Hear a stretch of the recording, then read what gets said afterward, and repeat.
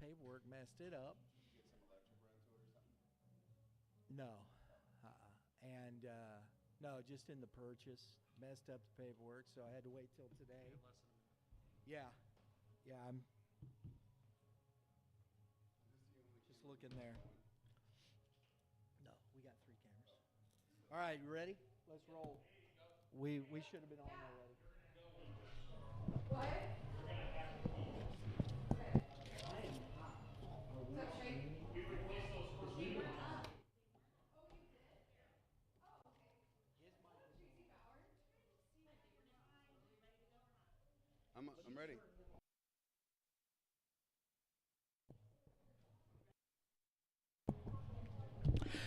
Good afternoon, everyone. Welcome out to Blazer Field in Ofallon, Illinois. We have a dandy for you here. The visiting Edwardsville Tigers taking on the Ofallon Panthers. Our first foray over here into the, well, no, we were over with Edwardsville, but it was kind of a cross-mogenation with Francis Howell. This is our first all-Illinois live stream, and we're glad to bring it to you. Mitch, I want to welcome my partner, Mitch Thomas from the Hitting Zone, who will be my analyst for today's game. Mitch, what are you thinking? I'm loving it. Being a fan of just high school baseball in general, Edwardsville has been a powerhouse for many, many years, all the way back from when I was playing high school baseball. And then also their first base coach is a guy that I played against for many, many years. So I follow him in his journey with his team. But this Ofallon team, man, they got some dudes on. It's going to be a very good game. I'm excited to see what this side of the river can bring. Tuesday, Edwardsville beat Ofallon 6-3 at their house. So we got a good chance to talk to the coaches. Mitch will come back with that conversation, but let's start with Coach Funkhauser from the Edwardsville Tigers and get a little conversation there.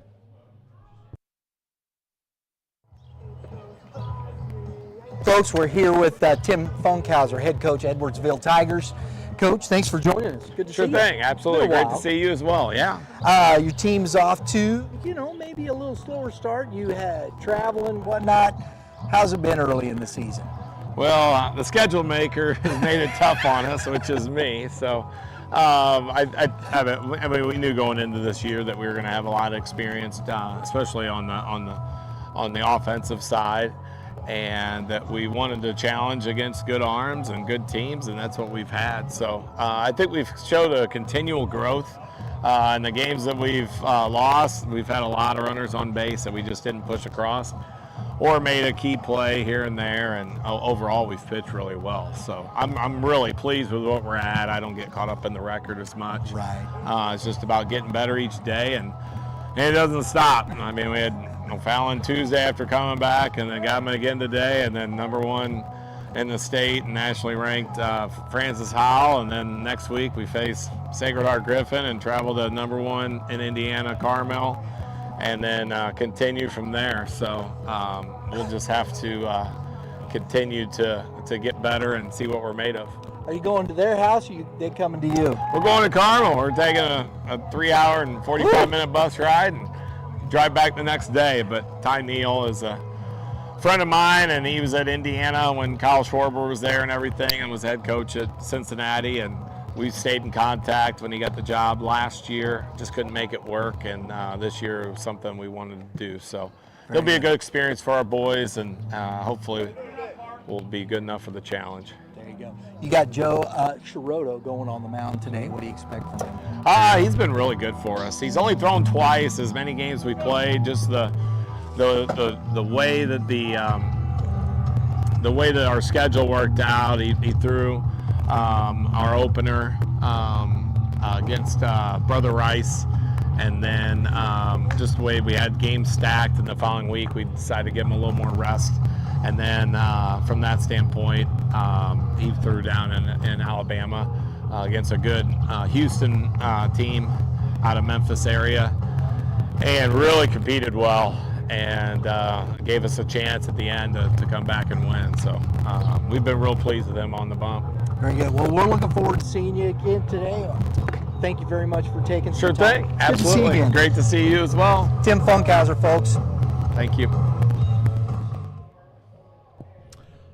We got Joe Shiroto going on the mound for Edwardsville today, Mitch, and this young man is a good pitcher, solid, throws in the low 90s, so I'm looking forward to seeing him. We got a chance to talk to Joe.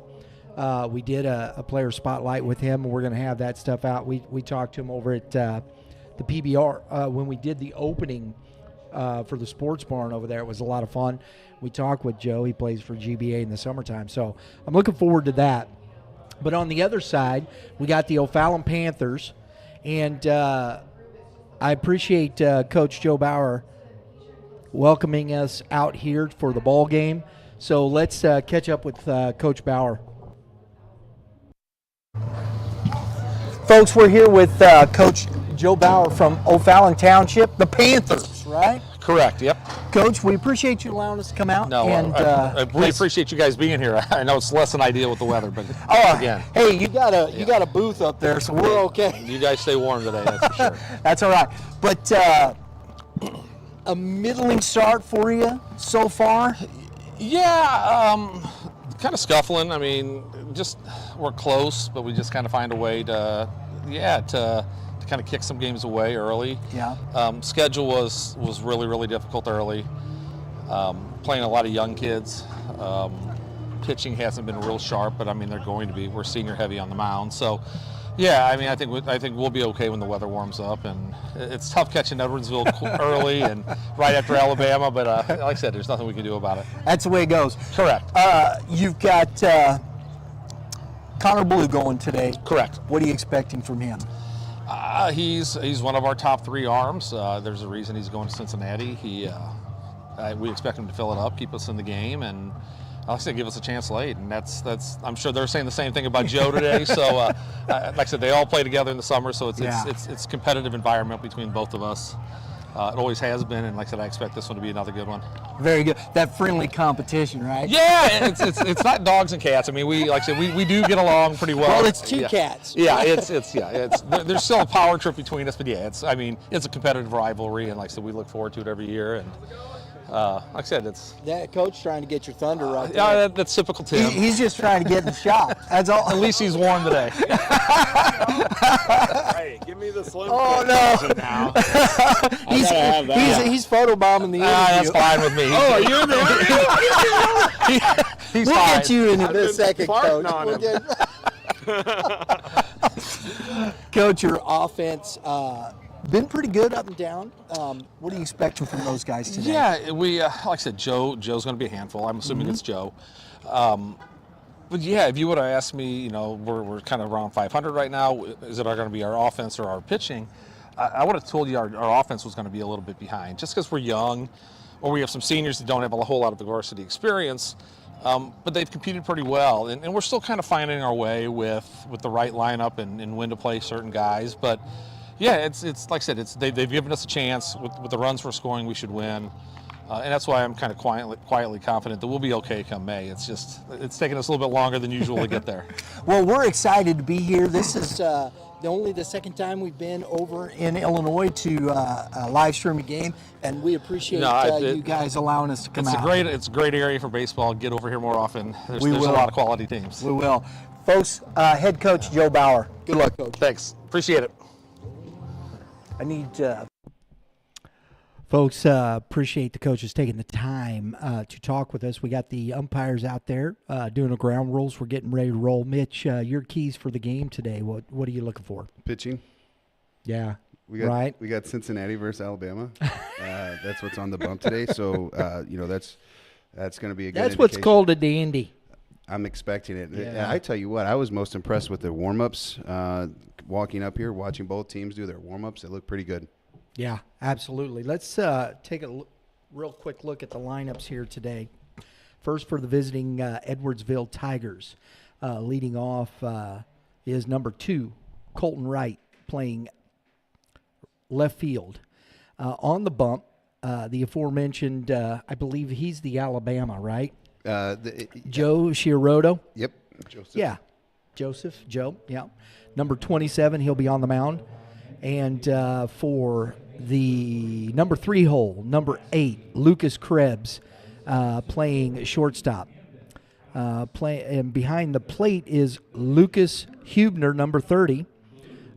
In the 5 hole will be Grayson Rathgeb, number 11, playing center field. I saw Grayson Rathgeb at the PBR event. Speed on steroids right there. In the 6 hole, number 28, Bryce Byers, playing first base. In the 7 hole, the DH, Max Waltenberger, number 25.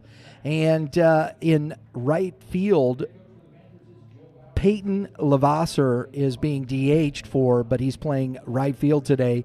Number 1, Hunter Baugh in the 8 hole, playing second base. And Tyler Powell will be at third base, number 23. So we're going to take a break here, and we'll come back with Ofallon after the national anthem.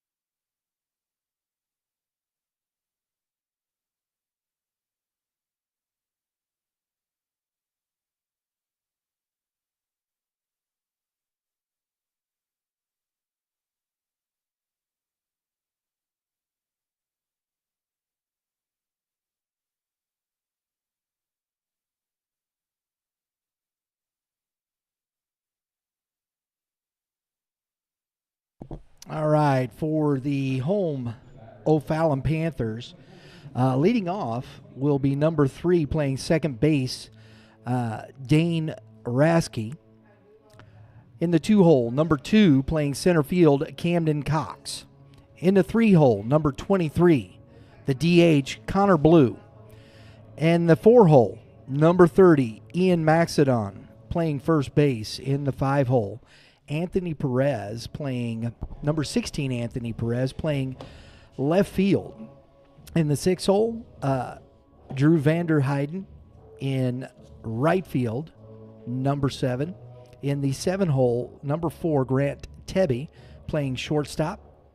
In the 8 hole, Keegan Sipe will be behind the plate, number 24. And number 11, Zach Tebby, will be at third base. On the bump is Connor Blue, as the aforementioned other side of that pitching duel going to Cincinnati. Mitch, what are you expecting to see from him? This matchup in general, I think as a hitting guy, it's going to see how he impacts this game for Ofallon as well on the offensive side. I know that you just asked me about his pitching, but this young man's hitting .333 on his season, leads his team in RBIs. He's got a dinger on the year, so you love that dinger, but he's got a sub-1 ERA, 15 innings pitched. He's given up 3 hits on the year. And this looks like a non-typical Edwardsville team that's not hitting typical. So Wright leads off this top of the first inning, and kind of nice. I love this venue. This is the first time we're here. Great ballpark. We're up here in the booth with at Ofallon at Blazer Field in Ofallon, Illinois. And the first pitch from Blue, strike 1.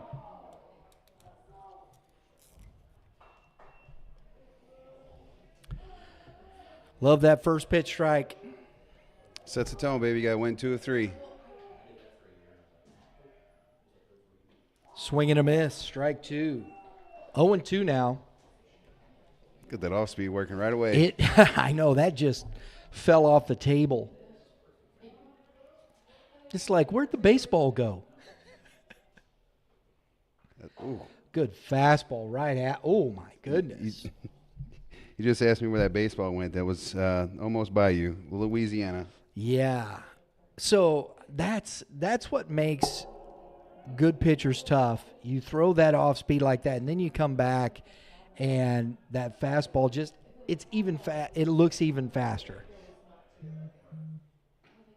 A little low. It's a tough angle that we're sitting in today. Normally, that we sit behind the dish and we can kind of get a feel for the strike zone. That looked like a pretty good pitch from here. Obviously, they know more than we do. 1-2 to right. It's in. So he's worked the count back 2-2. You know what I think is even? Full. That's when everybody's even, right? Yeah, flip a coin. Exactly. Grounded foul off his big toe. Little cold, this cold weather, that even is worse. That really hurts. It's a good battle right here to lead this game off, Mitch. Yeah, you talk about that 3-2. You know, you've seen 6 pitches at us at bat. You've seen 2 off-speed pitches, so you're working. It's going to be a quality at bat right here with this pitch. Oh, well, maybe not. Good off speed. 7 pitch at bat, you still got to give it to him. It's QAB. Just tough that he saw a big bender there cheating. You know, hey, so be it. It's early, wind's blowing out. You might as well go for it. So we have the pitcher for Edwardsville, Joe G.A.C, coming up now. As you said, what's he? You said he's hitting well on the year, correct? Joseph who's going to Alabama. He's got 20 at bats on the season, so I'm assuming that he's in and out of the lineup. He has struggled a little bit as far as average goes, but he's got a dinger on the year. There you go. He's going to Alabama to pitch. He's going there to pitch. He's got a sweet glove. Doesn't match his team uniform, but it's a sweet glove. 2-0 quickly here to G.A.C. So pitcher on pitcher, we'll see who. Both of these pitchers are hitting in the lineup today, and a ground ball foul on the third base side for strike 1. He got on that fastball pretty good there, Mitch. I think when you throw him that well, you know, you can see him that well. Maybe that's the benefit of these two guys hitting against each other today. They both throw upper 80s, and it will flirt with the 90s here. So, again, this is supposed to be what we've been looking for all along is these pitching duels, and we have ourselves one here.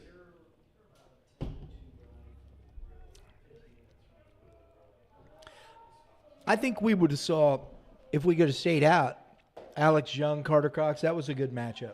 Oh, yeah. We just didn't get to see it all. Swing and a miss. Strike 2. You got a lot of confidence in that curveball early, off-speed slider. And that fastball is so good coming into the zone. You got to get on it. You're cheating a little bit.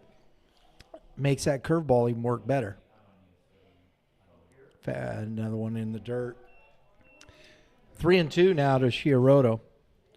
Yeah, this is where as hitters, as hitting guy, hitting instructor, building approaches for our young people, you'd like to see them slow down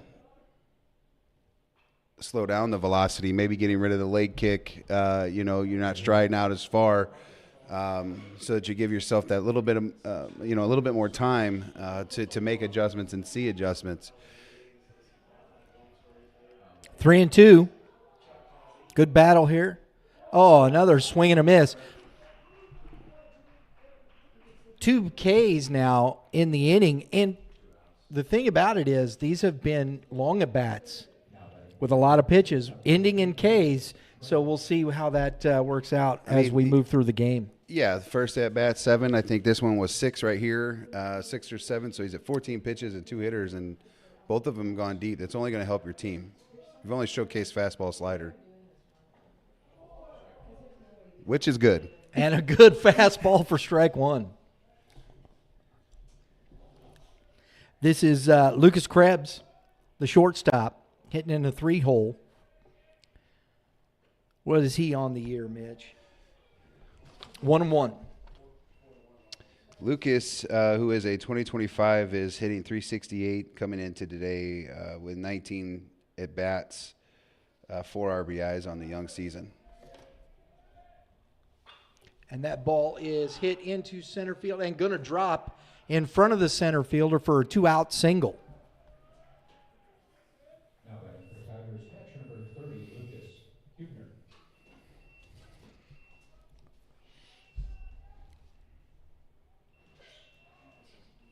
So that gets the cleanup hitter up, Lucas Hubner, who's the catcher.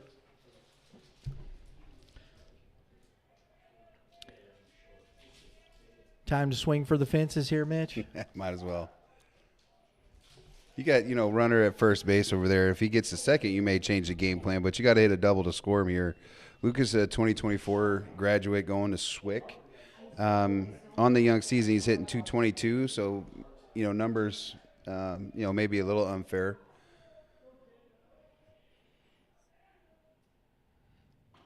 With the season that they've had to the start for both these teams, have played some pretty competitive teams and even traveled out of state to play baseball. Yeah, Edwardsville just getting back from Alabama, Yep. playing down there. Counts 1-1 to Hubner.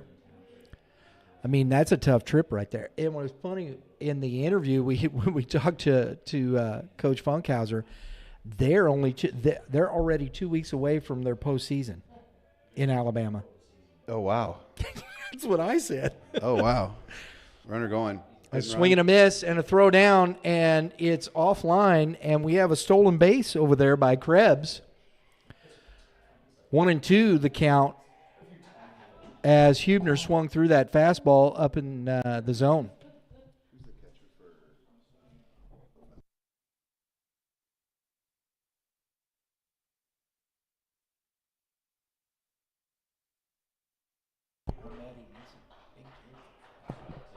And a 1-2 pitch. Oh, right by the catcher's sight.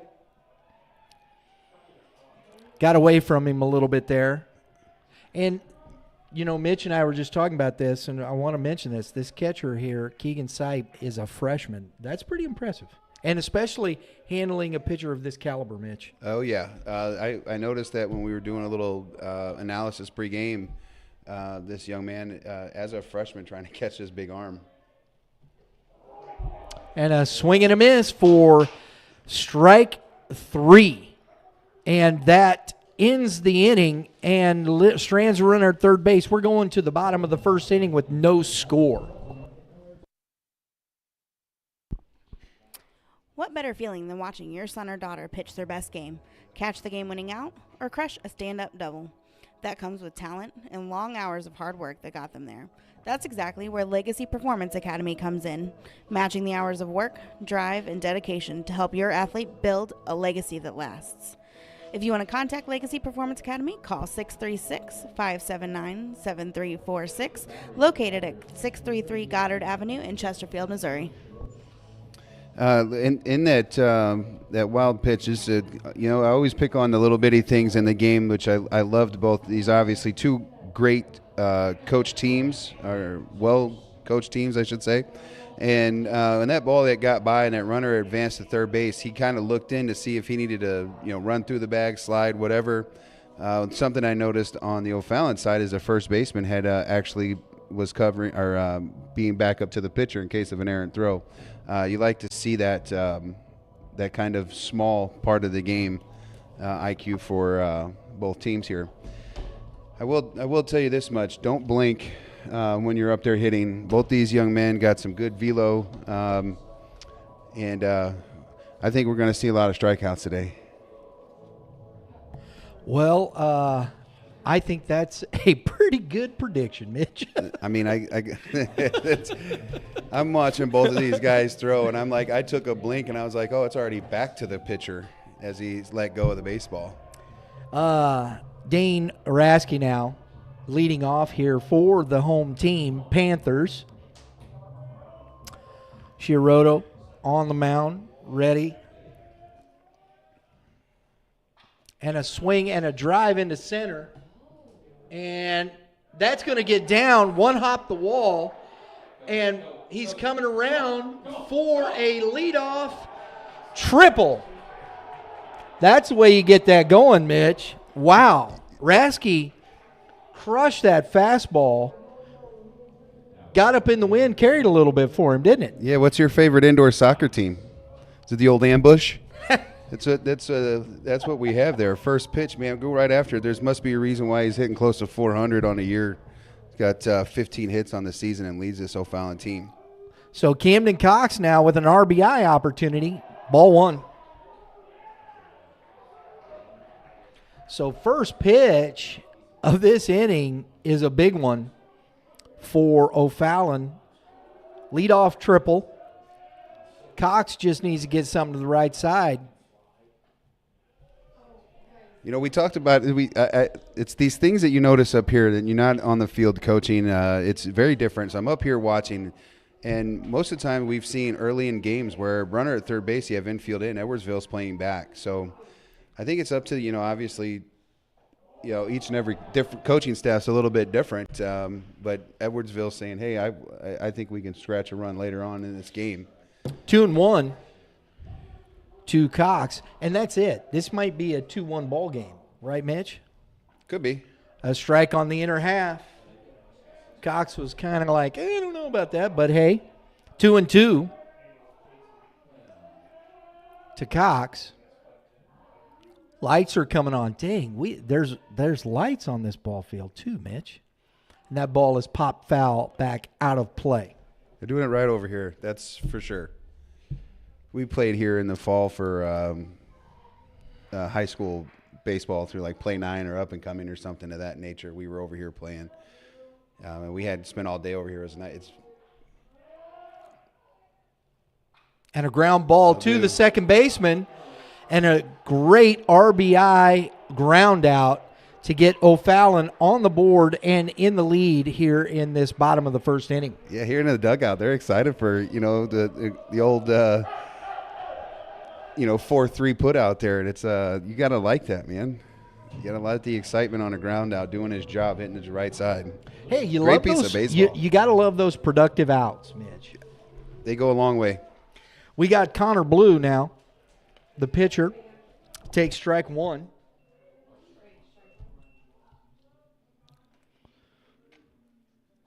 So the bases are clear. Another fastball misses inside. 1-1.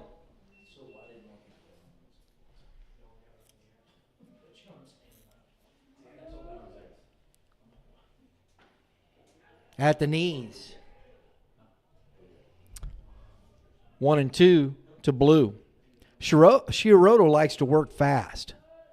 I mean, he's finding his rhythm, and he's just rearing back and firing, and that is a strikeout of Blue for out number 2.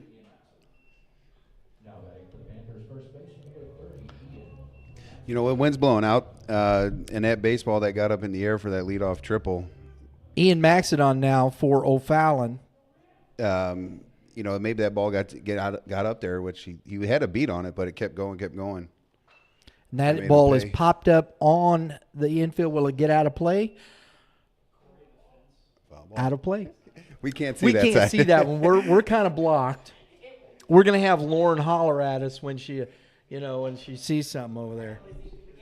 Yeah, I caught a peek there of the shortstop hustling over there. I was like, he's still running hard, so maybe it's staying in. Maxedon, the first baseman. Because as you can see the flag, it is blowing from left to right. Oh, can't be unsure because that's what happens right there. So a little unsure swing. He's 0-2. That's what you called tied up there, Brian. Yeah. I mean, and a ground ball to the second baseman. He's hustling to it. Nice play by the second baseman over there. That is Hunter Ball. Got to do that. So that ends the inning on the ground out. We're going to the top of the second inning with the score. Home team Ofallon Panthers 1, Edwardsville 0. Legacy Performance Academy is a unique sports facility that encompasses strength training, speed and agility training, pitching lessons, hitting lessons, fielding and catcher training, a recovery room with focus on injury prevention, youth developmental, and elite high school baseball teams. Contact Legacy Performance Academy at 636-579-7346, located at 633 Goddard Avenue in Chesterfield, Missouri. Yeah, looking at this matchup, Brian, just looking at some of the, counting stats, if you will, or those sexy stats that we like to call them, runs scored. This Ofallon team has scored quite a few runs early on this season. They're, I think, 6-6 or 6-7 on the season, I think they are. And they're averaging a good amount of runs per game here, just kind of looking at the differences of the two. Edwardsville's got 32 runs scored on the season, and Ofallon's got 2 guys that got just 27 between 2 guys. Really? So Ofallon is making, when they get runners on, they are obviously getting them around and scoring. This young man that's going to lead off the top of the second inning for Edwardsville, Grayson Rathgeb, I saw him at the PBR event. He is a tremendous athlete. I really like him, his speed. He almost got that run down out there, Mitch. Where's he at hitting on the season? 260 hitter. He's got 27 at-bats on the season. That's just a couple of base hits, on the year. But again, this is an Edwardsville team that, when you look at their early games this year, they have gone to strike one. Play out of state. They've gone up to Chicago and played, or they've come down here, whichever one. But they've played quite a few top teams in the state of Illinois. Count even at 1-1. Hey, you got to go where the competition is, right? That's only going to prepare you for the playoffs. Curveball misses low. 2 balls and 1 strike now to Rathgeb.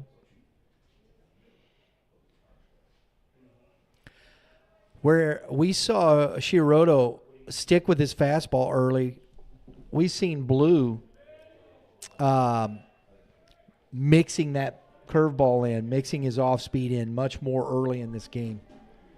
Yeah, he right away had a feel for that. I mean, 3-2 punchies, both on the slider. So fastball misses up and out, and a leadoff walk by Rathgeb.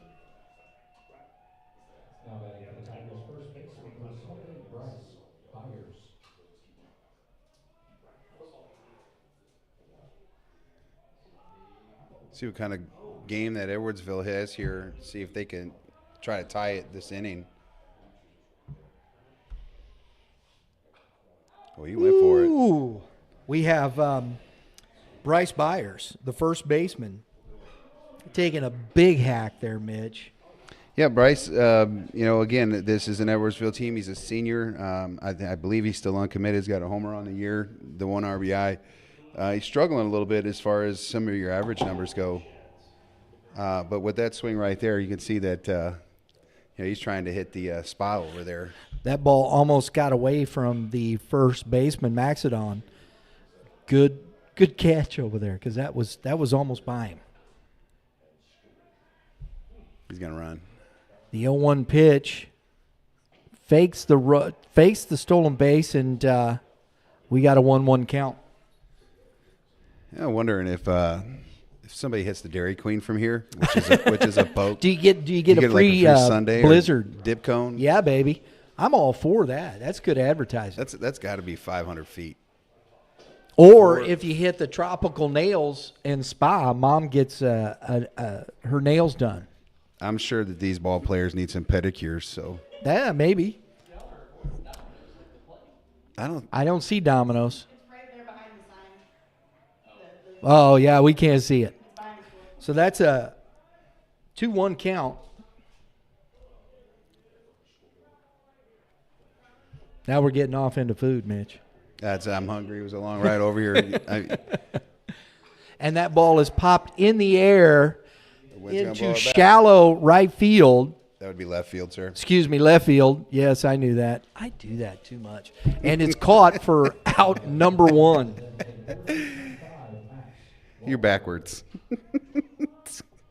I am. I'm kind of sitting at I still do it. Yeah, I was going to say it's I always do it once early in the game, and then I'm okay. maybe once late in the game. That's why I'm left-brained. Number 25 now, Max Waltenberger, the DH, takes ball 1.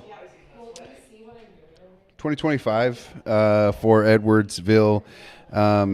Hitting 238 on the young season. Has had some 21 at bats, and you're what you see up and down this Edwardsville lineup. They got a big roster if you look over there, and with that big roster, you're seeing lots of players getting lots of at bats. So it's right rhythms, grooves, but again, playing that many games early, absolutely may impact some of that. Throw over. Rathgeb back in easily. 2-0 to Waltenberger. 1 out.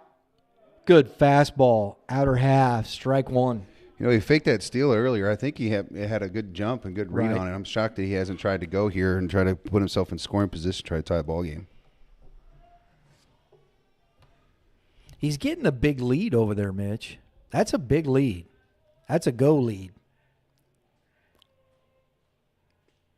Ooh, I like the cat and mouse. Oh, and a good off speed for strike two. 2-2. See? Evens the count? No, 3-2 is even. 2-2 is just deuces or wild. That's even I make Stevens. up my own stuff, man. I I got make him. up my own stuff. Oh, that was close. I think his approach to that, this little cat and mouse we saw the previous pitch, that was the first time he had paused. Yeah. Because he was starting to pick up time, and he had paused. I think that was the kind of lead to that. So, off speed, misses, curveball low. And, Mitch, there's got to be something. This is a freshman behind the plate. Rathgeb's got good speed. They're not really taking too many chances running on this kid. Well, so far in the 10 games that they've played, they only have 14 stolen bases. And There he goes, and that ball is fouled back out of play on the 3-2 count. So we're going to do it again. 1 out. Runner at first. Rathgeb got a leadoff walk.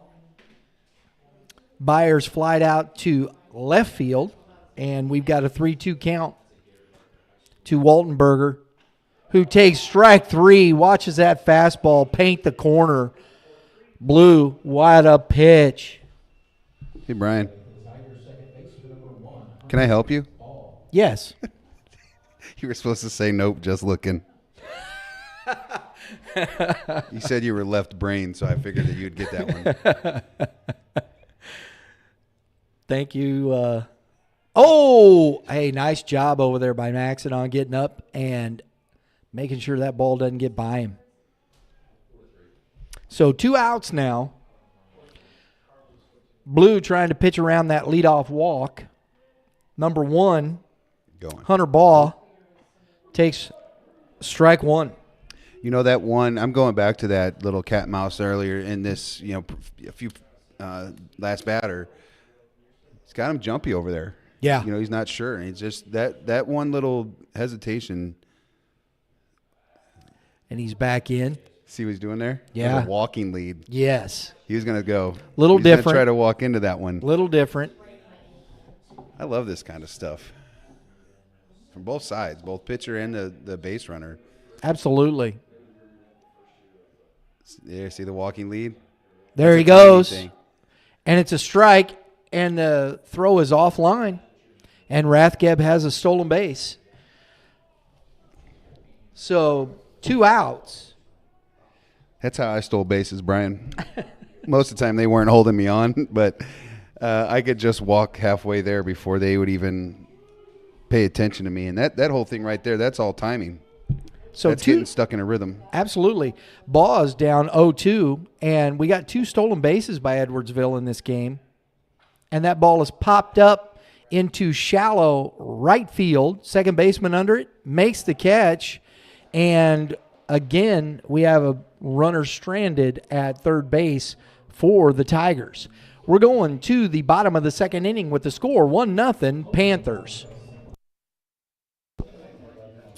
What better feeling than watching your son or daughter pitch their best game, catch the game-winning out, or crush a stand-up double? That comes with talent and long hours of hard work that got them there. That's exactly where Legacy Performance Academy comes in, matching the hours of work, drive, and dedication to help your athlete build a legacy that lasts. Contact Legacy Performance Academy at 636-579-7346, located at 633 Goddard Avenue in Chesterfield, Missouri. I love seeing that on the Edwardsville side there, on taking advantage of trying to, a little bit of his timing, trying to get a rhythm for the pitcher. Every pitcher has a little tell. Sometimes they come set and they 1, 2, 3 go or whatever, and you saw that he just started to cheat the pitch before, and then this one he obviously was able to execute. I'm shocked he didn't do that earlier, trying to put a little bit more pressure on the defense to make a play, and we'll see how Ofallon responds. Well, so far it has been pitcher dominated. But Edwardsville stranded 2 runners at third base. I thought Rathgeb would take that base a lot earlier in the inning. He got on a leadoff, and you think he's going to run, but then he runs with 2 outs. Yeah, the fake steal thing, that one, he might as well just go. It was curveball too. Number 16 now, Anthony Perez, the left fielder, looks at ball 1.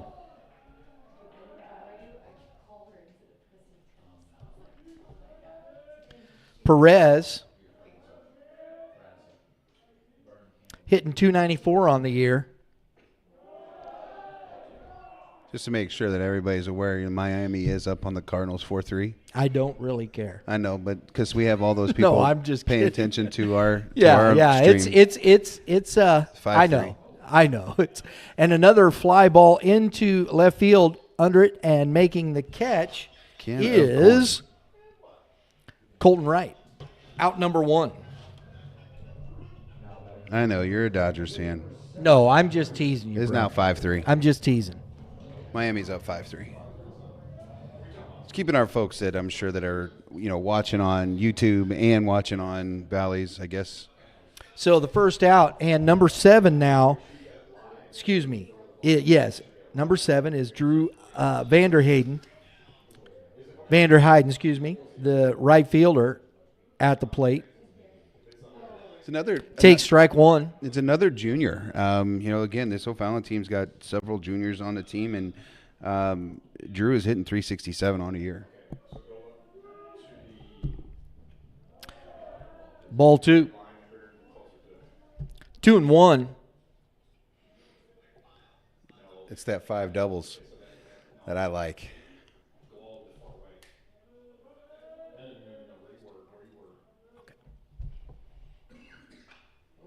And that ball is hit down the line. And is it getting down? It did. It got down. I can see that one. And a single, I guess, should maybe stay fair, right? Do you know which side of the field it was on, though? It was on the right side. Yeah, there you go. The right side of the left field foul line? No. Fair line? He hit it down the third base line, folks, into left field. I got to love it. Right, Mitch? Oh, you got to have a little bit of fun. And now we have Grant Tebby, number 4, the shortstop, pops the ball up foul, and it probably is going to get out of play, I would imagine. Yes. Out of play. 4, strike 1.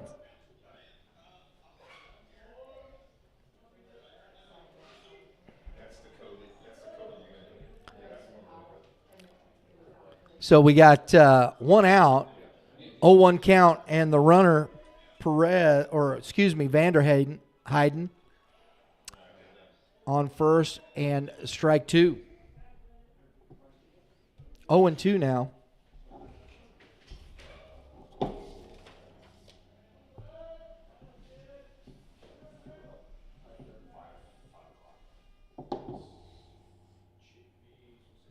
And he holds up for ball 1. 1-2 now. Vanderheyden at first base. 1 out. Heater up. That's what I'm going with. Heater up. That's going to get him right here.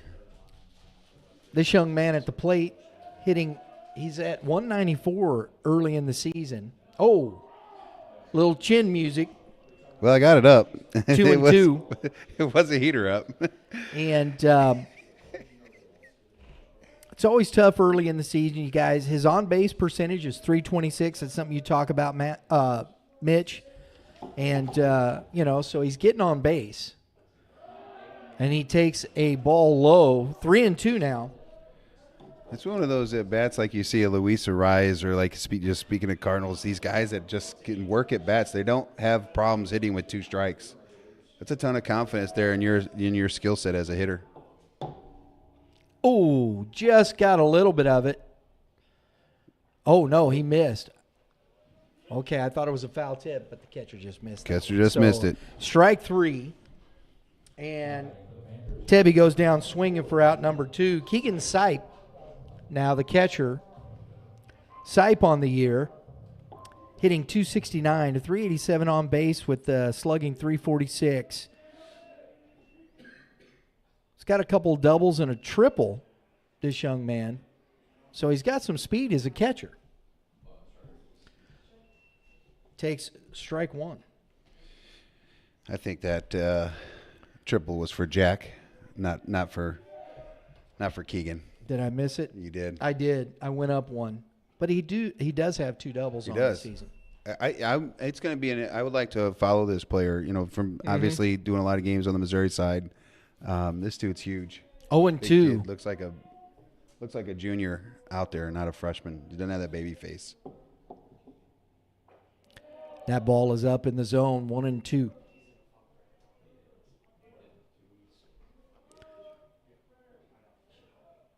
Bottom of the second inning, 2 outs, runner on, a 1-2 count to Sipe, and the catcher calls time.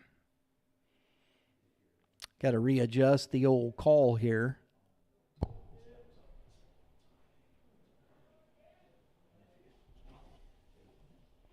Fastball in the dirt. Sipes worked the count 2-2.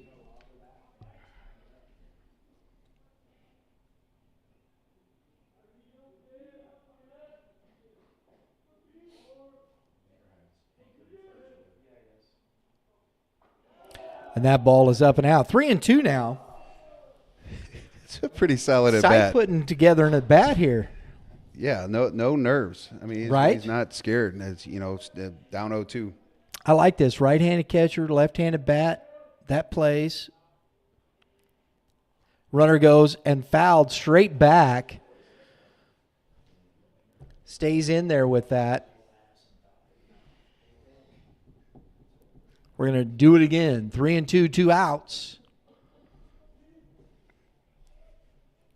Vanderheiden will be off with the pitch. They're playing behind him, so, heck, man, I'd get as big a lead as I could. He ain't even close to you. Get off there, young man. There he goes. Looks in, ball 4. So the 2-out walk from Shioroto. I like the swag down to first base there. And he's going to have the courtesy runner, number 12, Mason Taylor. I appreciate the public address announcer helping us out there. Mason Taylor now the courtesy runner.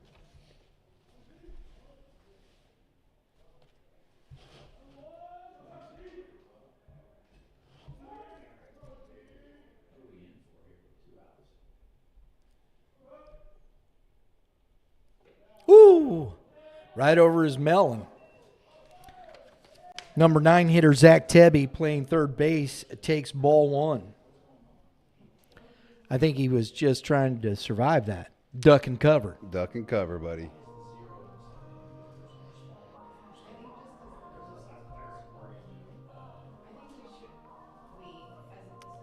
Taking this opportunity to just go out there, Chad, he's been a little wild. He's gotten early. He's got 0-2 or, 2 strikes quick, and then he hasn't finished him off. Hasn't won that battle, out there on the mound. And you always ask him to win the first 2 of 3 pitches, which he's done. Right. He just can't close the deal. Trying to maybe K a guy versus, maybe letting him hit it. Or keep, what got you there? Let's see what Coach had to say. If it worked? Yeah. 1-0. This is where, as a hitter, you got to ambush. Got that change-up grip, starts with. Fastball, strike 1. This is our leadoff hitter, correct? No, it's number 9 hitter. Number 9 hitter. This is Zach Tebby, the brother of Grant. That's it. 1-1, and a swing and a miss. Strike 2. That was a big hack. Good fastball. See if he goes back to his off speed or just stays with the heat. Hopefully he stays with the heater. 2 on, 2 out. Ball's low, off speed. Slider. Going slider there. Can't see. Couldn't see spin. Yeah, I couldn't tell if that was just a changeup or a slider, Mitch. Because he's got that changeup grip. You can see it there. So I don't know if that's fastball grounded to the third baseman, fair, and force at third, gets the out. So the third baseman unassisted, and we're going to the top of the third inning with the score 1-0 Panthers. Legacy Performance Academy is a unique sports facility that encompasses strength training, speed and agility training, pitching lessons, hitting lessons, fielding and catcher training, a recovery room with focus on injury prevention, youth developmental, and elite high school baseball teams. Contact Legacy Performance Academy at 636-579-7346, located at 633 Goddard Avenue in Chesterfield, Missouri.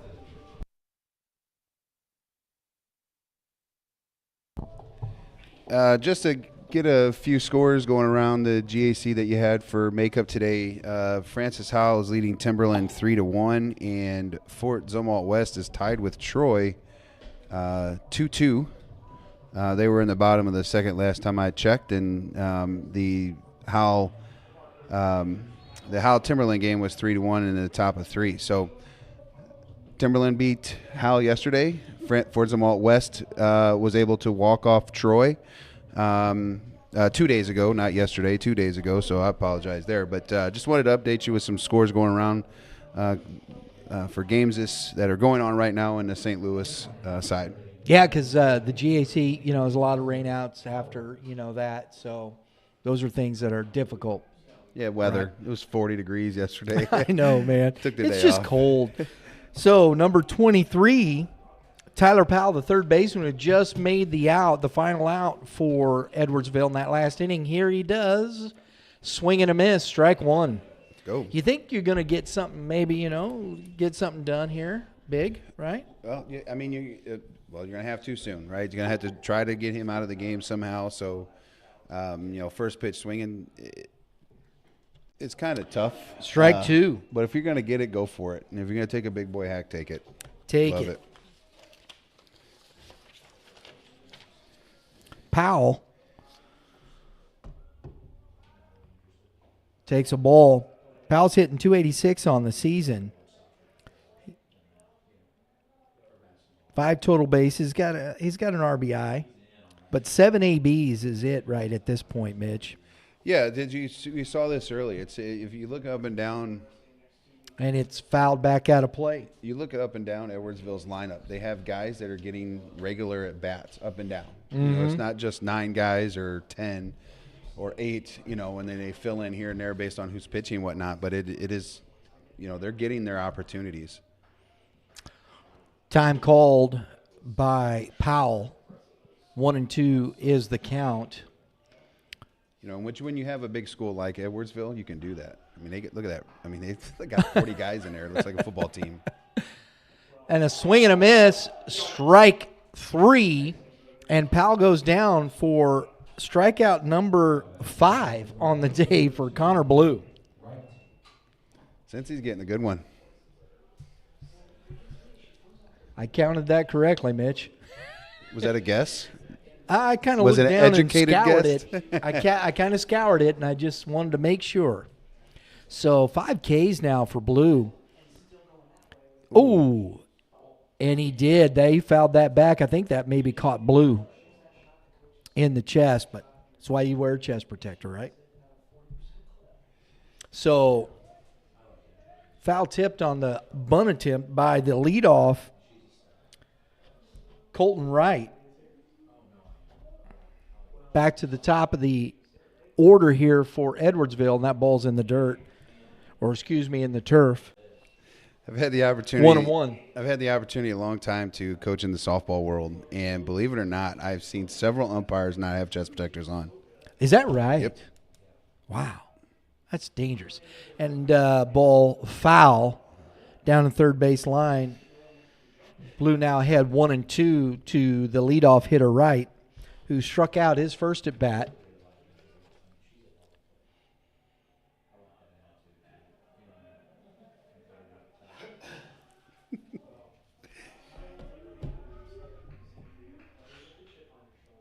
And a ground ball to the shortstop, comes up, makes a nice throw, and he is out. That's a nice play over there by the shortstop, number 4, Grant Tebby. Yeah, John Woods commit, John Woods Community College commit. It's a tough play right over the bag there. Absolutely. Trying to play with the second base bag here. Great job by that young man to stay with it. Absolutely. So we got 2 outs now. That ball's in the dirt. Shirota at the plate, struck out his first at bat, takes ball 1.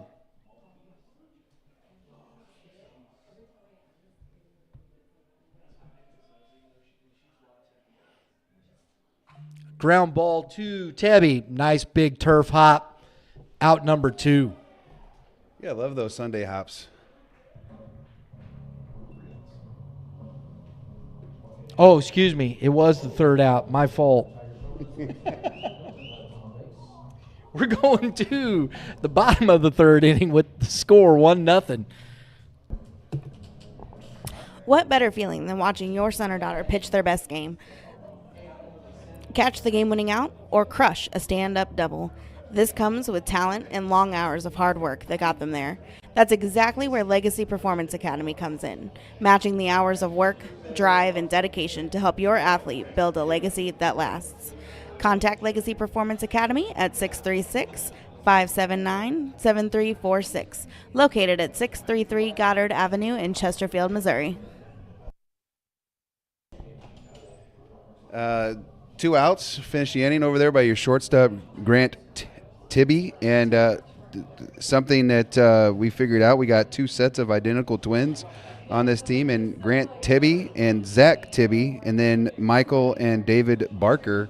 I'm assuming, because they're the only other names that are identical, so I'm assuming those are the identicals. But the staff for Ofallon kind of gave us that little tidbit, which is interesting to have 2 identical twins on a team. It is unusual just to even have one set, right? Yeah. Have you ever had the opportunity to coach twins? No, I haven't. Oh, well, that was way long ago, and they played for me in the fall once. I got you. So, can't say that. I've had several sets of twins actually play for me, and it's very interesting because they're all very different personalities. Back to the top of the order here for the Panthers, number 3, who tripled and scored in the first inning for the only run of the game, Dane Rasky. First pitch curveball? I don't know. Yep, and that is a ground ball foul. You called it, man. He wasn't going to throw him that fastball again. I'm usually pretty good at the guess side of things. Usually. Because he destroyed that fastball to the fence in that first inning.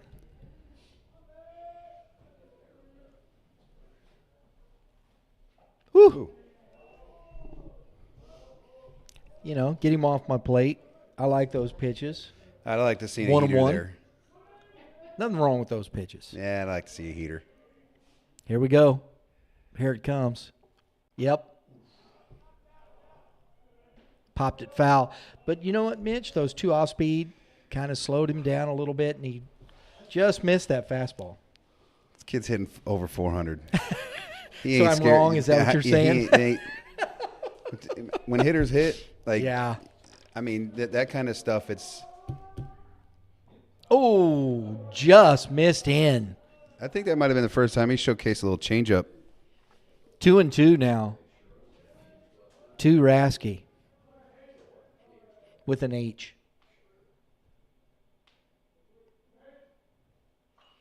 Fastball, fouled back out of play. That's a good AB right here. Just missing that fastball.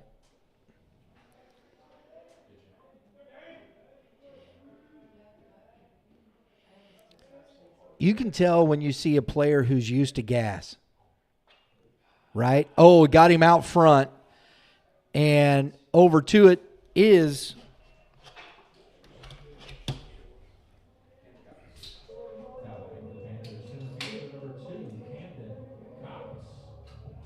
Bryce Byers.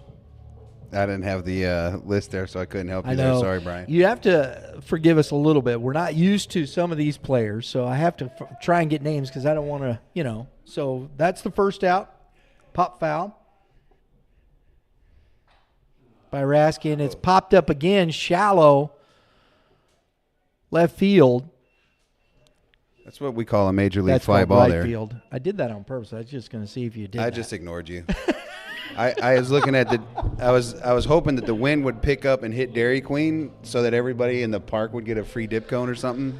So that's economical right there. 1 pitch, 1 out. Fly out to right fielder for Cox.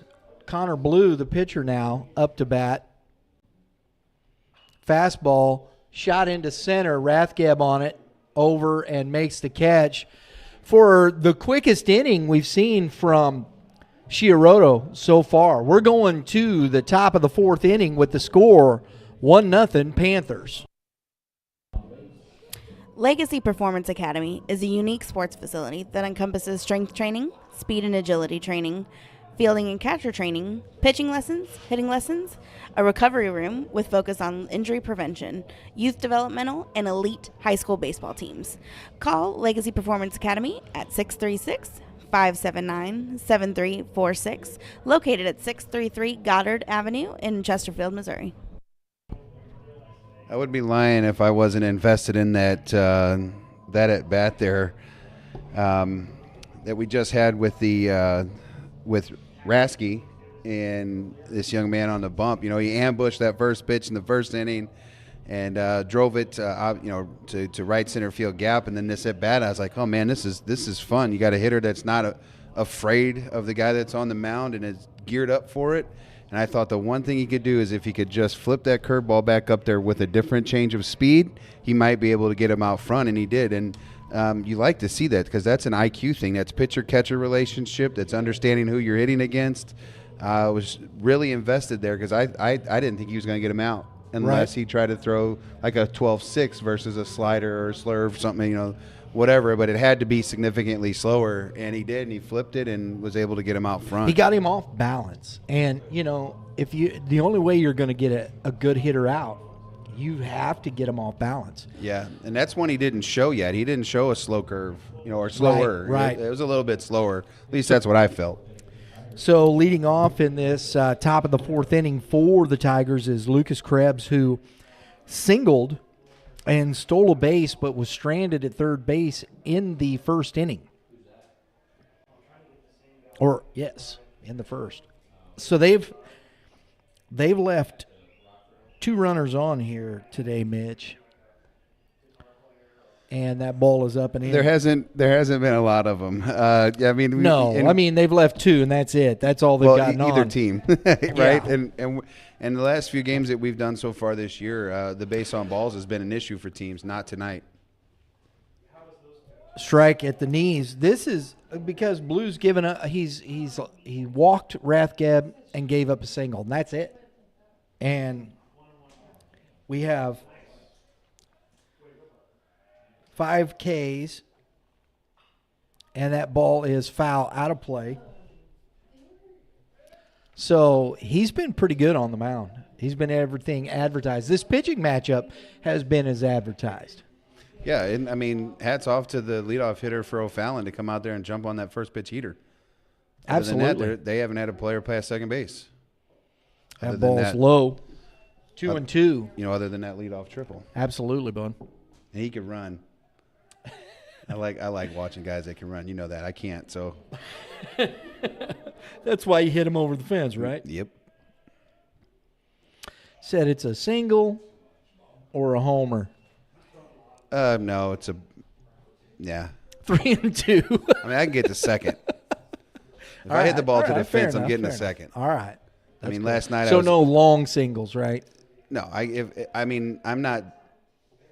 And that's ball 4. So the second walk issued for Blue to a leadoff hitter for this Tigers team in an inning. Yeah, and it's a leadoff walk, of that inning, and you want to see if maybe they'll change it differently. Ofallon looks like they're playing against the bunt, assuming they're going to try to get him in scoring position somehow. Hubner the catcher, he struck out his first at bat. Good lead over there. Fastball at the knees. Strike one. It's hard to figure out what Edwardsville's going to do. They don't have many stolen bases on the year. They only have 14, like we'd mentioned earlier, coming into today. They got 2 today. There's a hi, how do you do? I know you're there. Throw over to first.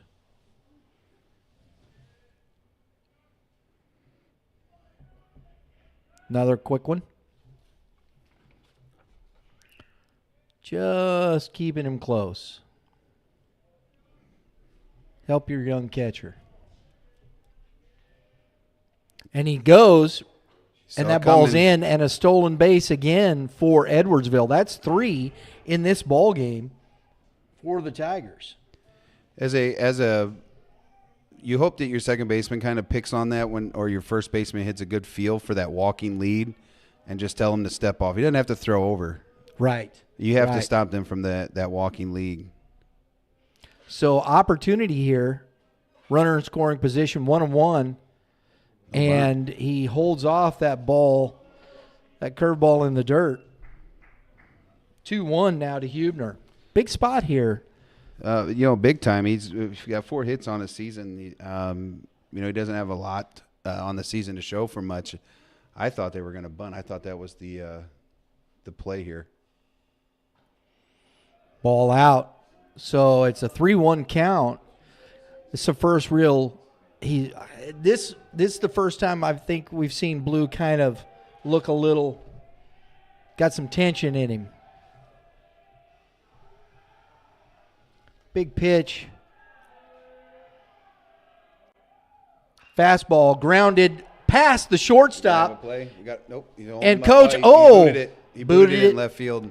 And it is an RBI single by Huebner, and Edwardsville is on the board. Tie ball game. What is the scoring there? Because that's an error by the left fielder that allowed him to score. So you can't give him. Well, Coach stopped it. I don't know. I don't think you can give I'm him not an gonna. RBI. I'm not gonna say. I'm gonna give him an RBI. RBU.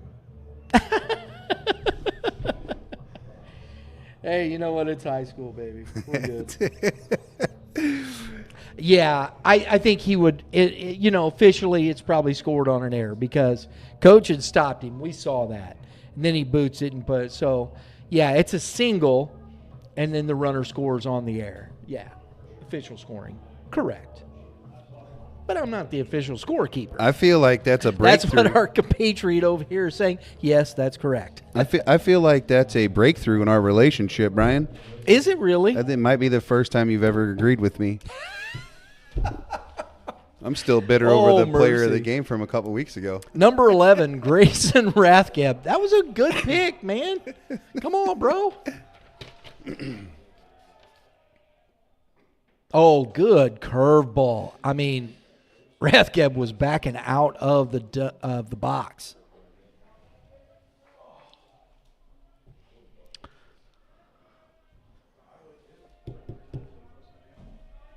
Looks like we have a courtesy runner over there for the catcher, and that's strike 2 on 2 good off-speed pitches by Blue. Think you do it again. Might as well, right? Yeah. That is number 4. And, Lauren, you have the roster over there for Edwardsville. Evan Moore. Evan Moore? Okay, thank you. You know what, Mitch? It's right there in my hands. Yep, that's okay. Evan Moore. I'm focused on this, man. I got you. I'm old. That's why I have 2. No, it's all good. I got it right here. Really? Yes, I do. After all that. Forgot I had it. Man, a grounder to the shortstop. Big high chopper. That's a turf. That's that turf hop. And gets away from the first baseman. And Evan Moore advances on the ball, getting away from the first baseman. And we got first and third with no outs for Edwardsville. That's that turf hop, Mitch. That's that turf hop. It was going to be a tough play if it's on any kind of surface, just the way that it was hit. But that's that turf hop. What I would like to have seen from Edwardsville, there was nobody at third base. The shortstop wasn't going that direction. If he'd have just kept going, he could I mean, he's not going to make the play at home, but he could draw a throw there. So Bryce Byers now at the plate for Edwardsville. The first baseman takes ball one. A different brand. Like, again, 1-1 ball game, nobody out here, and O'Fallon's, the corner's back. Middles can roll it up. They're going to concede. Blue steps off. This is his first real stressful inning. He's been cruising up to this point. He's in some trouble here. They just need an out. Steps off, looks back. Looked like Rathgeb was going. Excuse me. Do it again. They love that walking lead over there. They do, right? Talk. There it is, and he goes. And that ball's in, and no throw.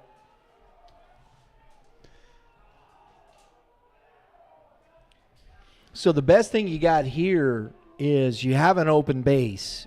You're not just going to throw something up there for this guy. I mean, he's got 17 he is a senior. He's got 17 Right. at bats. He does have a homer on the season, but he's hitting 176 going in today. Takes a strike, 2 and 1. I know that doesn't mean much, but he's got a single, a double, and a dinger in his 3 hits. So he's got plenty of pop. He's got it. And that wind is blowing out.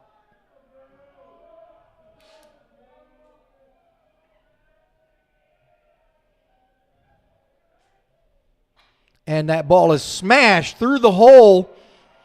And we got 1 run in, and Coach Funkhauser holds Rathgeb at third. RBI single for Byers, and the Tigers take a 2-1 lead.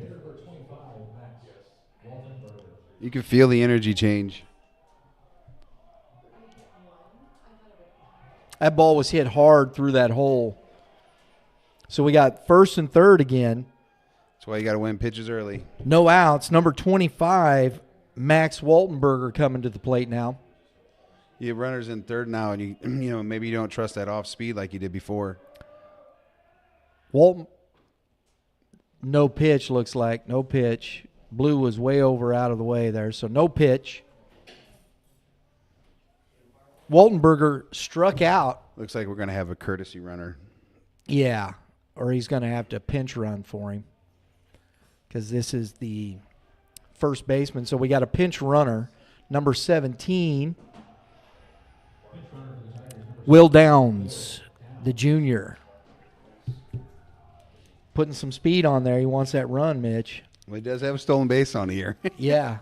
It's just so interesting to see. So just the differences of the play of where we typically cover. Some of these teams have 35, 40 stolen bases on the year. Where Edwardsville just again, I know they have 3 today, but just 14 coming in. And this is a great tool for a high school. The reentry rule, you can pinch run for your guy and bring him back in, right? Good curveball. I think some of that was adapted. I'm not sure when that rule came in place. I don't think it's been but just a few years, because I think they try to adapt that from the softball side. Because that's a rule for softball for a long time. Well, the reentry rule's been around as long as I was umpiring, so it's been For around high a school while. baseball? Yeah. Another third to first look. I want to know why my head coach didn't run for me then. Well, that was in ancient days, bro. No, I'm not that old. I'm older than the turf that's out here, that's for sure.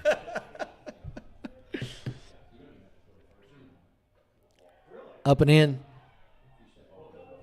1-1. Looks like Connor Blue here is starting to labor a little bit with these pitches, Mitch. You wonder if those, the first couple of bats, you add 10 pitches or so, it's like 14 or 15 pitches. Mm-hmm. And he steps off. That's good. Now they're starting to communicate. It led to kind of the movement earlier and them getting the walking leads, and they're doing it again. Just as a first baseman, you have to be heads up. Trying to keep that runner close. Another good curveball for a strike. That's now 1-2 to Waltenberger.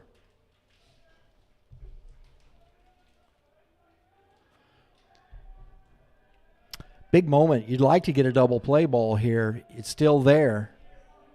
Opportunity is still there.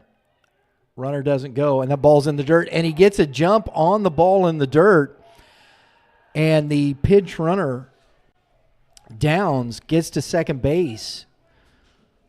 2-2. That was a great block by the catcher. I'd like to see him come up gunning. I don't know. It's different. I remember playing first and thirds. We always would throw the baseball. Whether or not we threw it at the third pitcher or threw it through, we always made an attempt. Nowadays, it's just like they eat it a lot. And that fastball strike on the outer half, that's a big pitch for Blue. He needed that out. Out number one. And we have Hunter Ball coming to the plate. So Blue makes a big pitch in that spot. There's a base open. 1 out. 2-1 lead for the Tigers.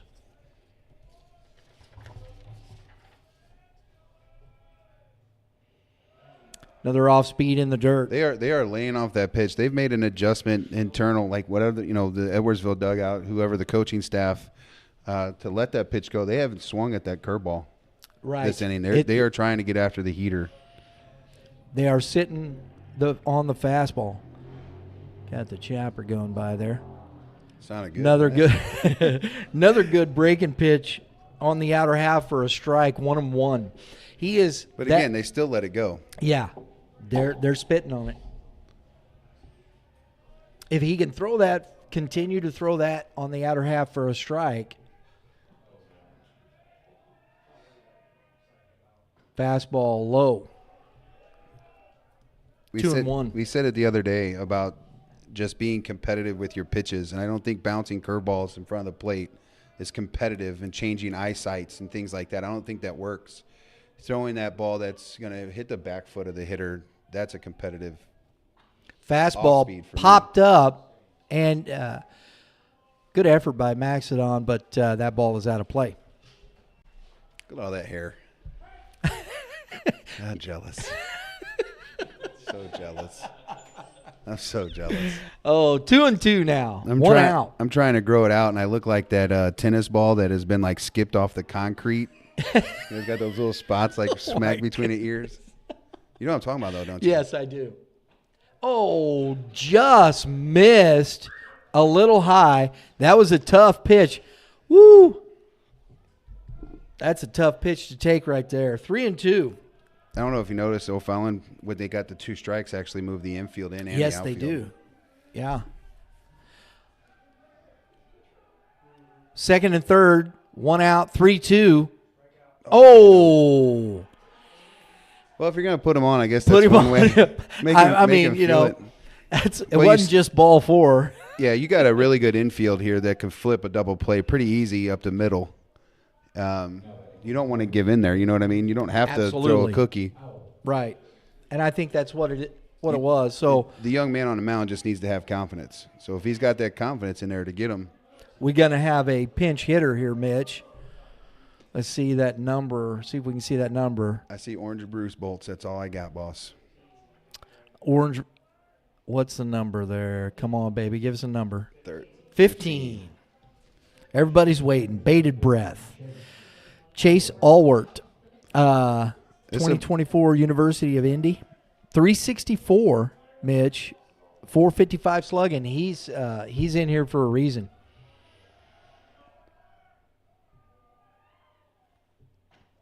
Takes a ball.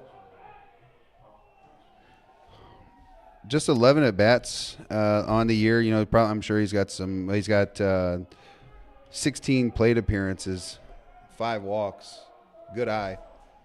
So, fastball at the knees, strike. And Coach Funkhauser taking a moment here to put this young man in this spot, see what he can do at the bottom of the order. Pinch hitting for Tyler Powell.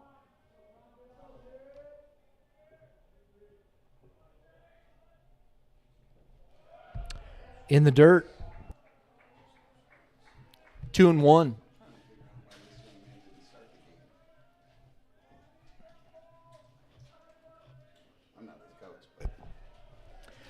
So he said he is a 2024 grad. He's committed to the University of Indianapolis. And a big swing and a miss on a fastball by Blue. 2-2. That had me a sugar cone written all over it. You liked it, right? That was hitting the grill and chill sign over there, Mitch. I sat in there this summer when we needed a break when we were playing over here. And 2-2. I don't recommend eating Dairy Queen in the heart of summer and then coming over here and sitting on the heat of the turf. No, maybe some ice cream. No, that's what it was. That was bad. That's what I had. Not good, huh? No, it turned on me when I was out here on that 110-degree turf. 3-2, 1 out, bases full of Tigers, and a ball grounded to the second baseman. He turns, gets the 1, but he can't turn the double play. But they got the 1 out and a run score, so an RBI fielder's choice there for Ulwart. Looks like they're probably flipping them. Now batting for the Tigers, left fielder number 2, Colton Wright. Not sure. So 3 runs here, and we're going to have a visit to the mound by the pitching coach. 2 outs. He has really thrown a lot of pitches in this inning, a lot of stressful pitches. You could in tell this by top of the 4th. Yep, you could tell by the body language that he was coming out there. Can't see who's coming in. Oh, we got a pitching change. Number Number 3? Number 31. Number Okay, didn't see the 31. Hang on one second. I want to say this real quick. While we're taking a break, we'll come back and get all the pitching stuff. Mitch will fill you in, but we want to say thank you to our sponsors. LPA, Legacy Performance Academy. Go check out Legacy over in Chesterfield. Chesterfield Mo. We're over in Illinois, but you got to go over to Chesterfield Mo. They got a great facility over there. The weight training, what they do, if you want to see what they have for you as an athlete, check out stllpa.com, Legacy Performance Academy. We appreciate their partnership. Is there a Chesterfield, Illinois? I don't know. That's a good question, Mitch. He said Chesterfield Mo, and it's like you were stuck on that Mo, and I was like, is there a Chesterfield, Illinois, or like any other Chesterfields? I do know a Chesterfield. But Michael Barker is one of the twins, the identical twins on this team. 2024 grad is going to Arkansas State, where his brother, I'm not sure which one's older. I know which one's older, David or Michael. Nobody knows. All right, that's fine. But both are going to Arkansas State. I'm not sure what the mascot is of Arkansas State. It's like a lynx or something. I'm not sure. Anyways, he is 0-2 on his season. 11 innings pitched. Has given up 12 earned runs with a 7.2 ERA.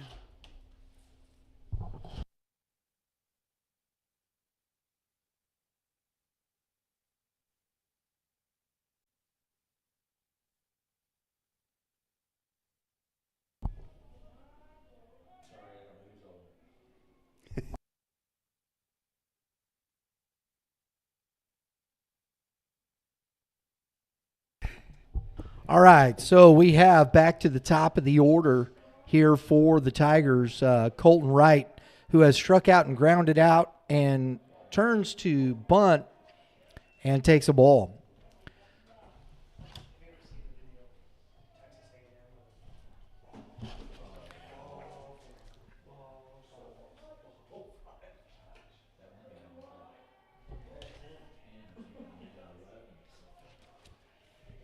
And the runner goes, and a check swing foul. That was a good jump there too, Mitch. I'm trying to figure out if the hitter, what the approach was there, because he had that bag again, but check swing and fouled it off. 1-1 now to Wright.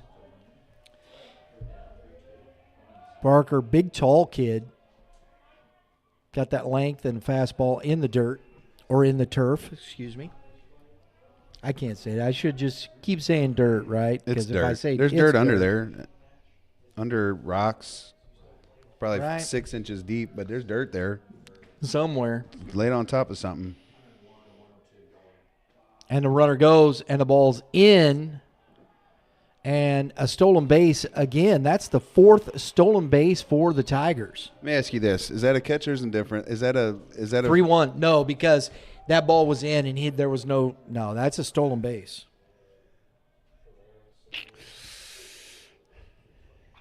And that ball is hit over the scorched? jumping second baseman, and that's going to score 2 more runs for the Tigers as they take a 5-1 lead here in this top of the 4th inning.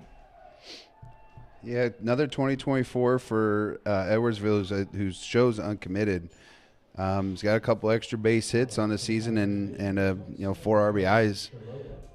Now 5-6.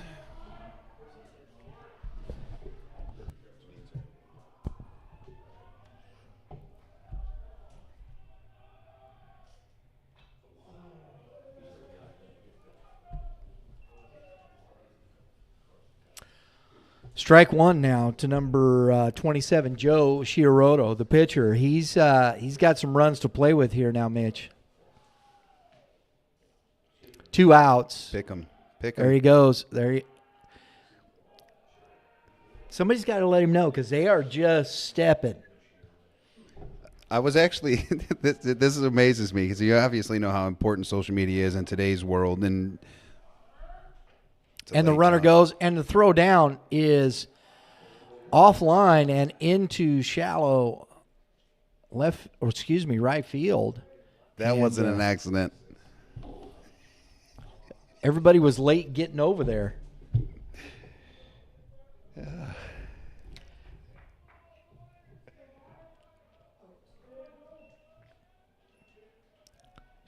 Two strikes now on Shioroto. Barker trying to get out of this inning. And that ball's outside. It looked like Shiroto was just walking off there. 1-1. He thought it was. 1-2. That looked pretty good but we're up here in the booth today, Yeah, Mitch. Joseph looked like I he know. was walking He off thought too. it was that. I'm sure he wants it as a pitcher, so Yeah, he probably thought exactly. that was a strike. Exactly.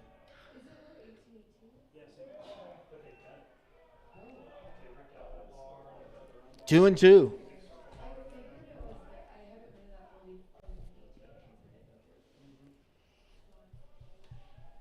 Five runs here in this 4th inning. 2 outs. 2-2 count. Runner at second. Curveball misses. 0-2, 3-2. Edwardsville's done a nice job of making this Ofallon team pitch. Yes. Again, being able to have good at bats with 2 strikes. And that ball is popped foul back out of That's play a down car. the first baseline. Oh. Did you see Hit it? the tree. It almost hit that Explorer. Hit the tree. Oh, bummer. I have no idea how I saw it that far because I need glasses. When we come back from the break, I'll tell you about the worst one I ever saw a car hitting or baseball hitting a car. It was at Ellisville. It was terrible. Yeah, there's And a ground ball left side. through the hole. That's going to score another run right in there, and an RBI 2-out single by Shioroto. Tigers go up 6-1. It's a big 4th inning for Edwardsville, and you saw this game is about adjustments being made, and Edwardsville's clearly made some adjustments on their mindset to hitting, and you're still seeing it even with the new pitcher coming in. They're trying to take away half the plate, and they're laying off any of the junk. Absolutely, Mitch. So looks like we're going to get another courtesy runner for the pitcher.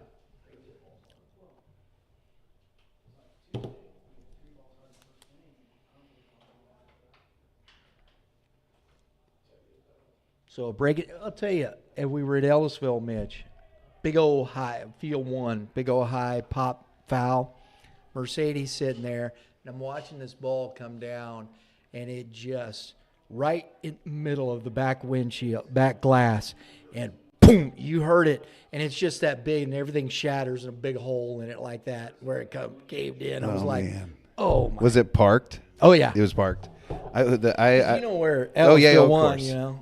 It's terrible. I don't know why people park there. Lucas Krebs now, who has singled and walked, scored a run, stole a base. He's had a pretty nice game here today. Takes a strike. I actually have the worst for me as a hitter. I had fouled the ball straight back, and my father-in-law's truck was, I don't know, 30 rows back, and I actually hit it. He just bought it, brand new. Fastball up in the zone and a big swing by Krebs. 0-2. He's playing adult baseball at Luther North, and he was parked all the way up on the hill and bounced right in the like quarter panel. Not a big lead over there. And a ground ball by the second baseman under his glove. I think he's got to come up with that. Oh yeah, that's an error. Yep.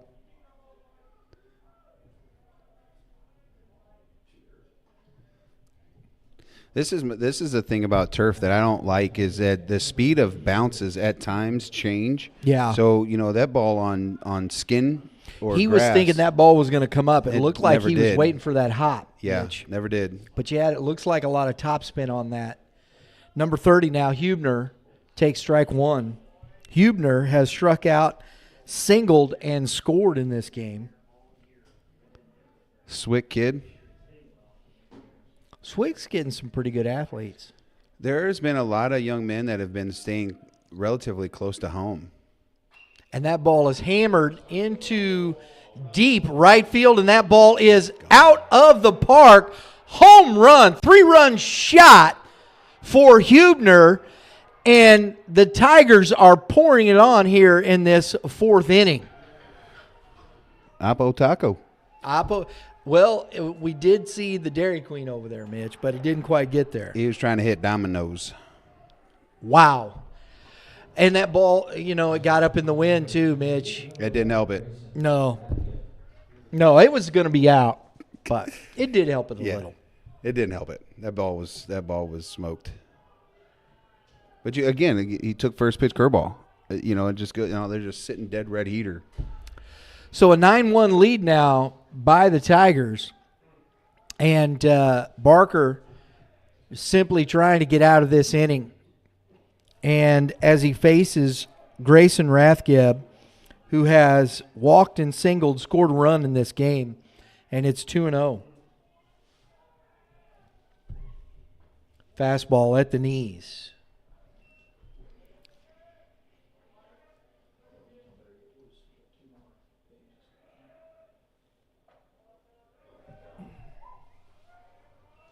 Three one.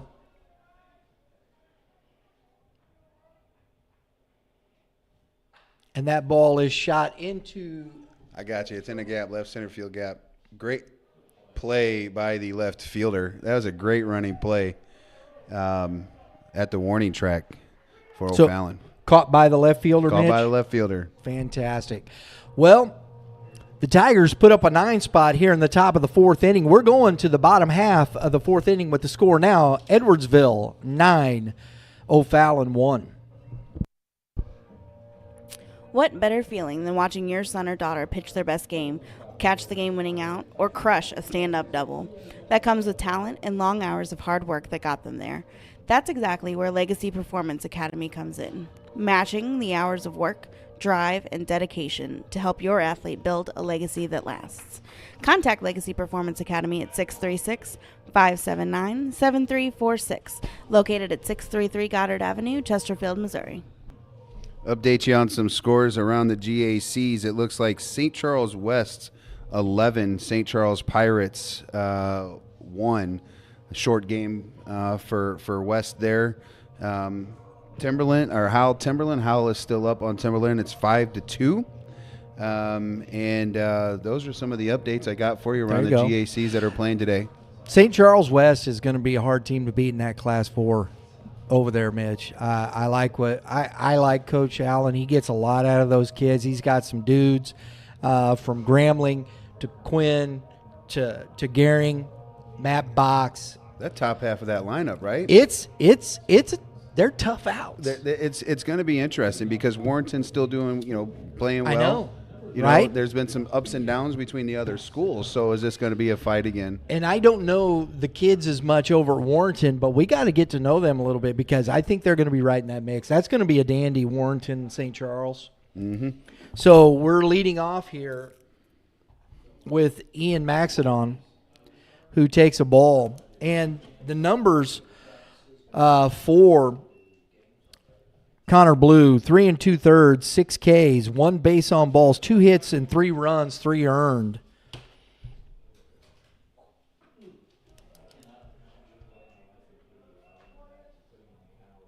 One and one here to Maxedon. I mean, Blue pitched well. It just got away from him in that 4th inning. And a ground ball to the shortstop. Comes up, makes the throw, and out number 1 here in the bottom half of the 4th inning. Those are the ones I like on turf, Brian. The ones that kind of roll. Those are easy ones. You could set up that cute little footwork and make your play.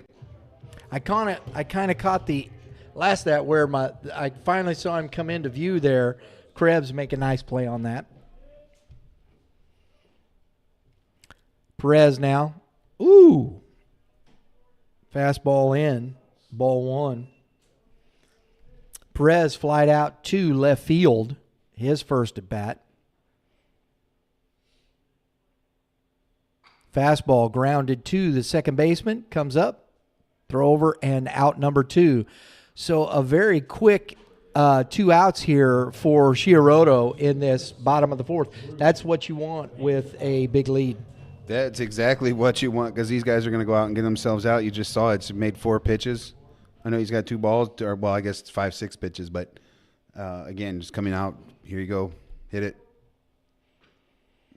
Strike at the knees. I was a little worried to see if he threw with the long inning that he just had. I didn't see him throwing or playing any catch to see if he kept himself warm. Vanderheiden, who singled his last at bat, takes a ball. 1-1.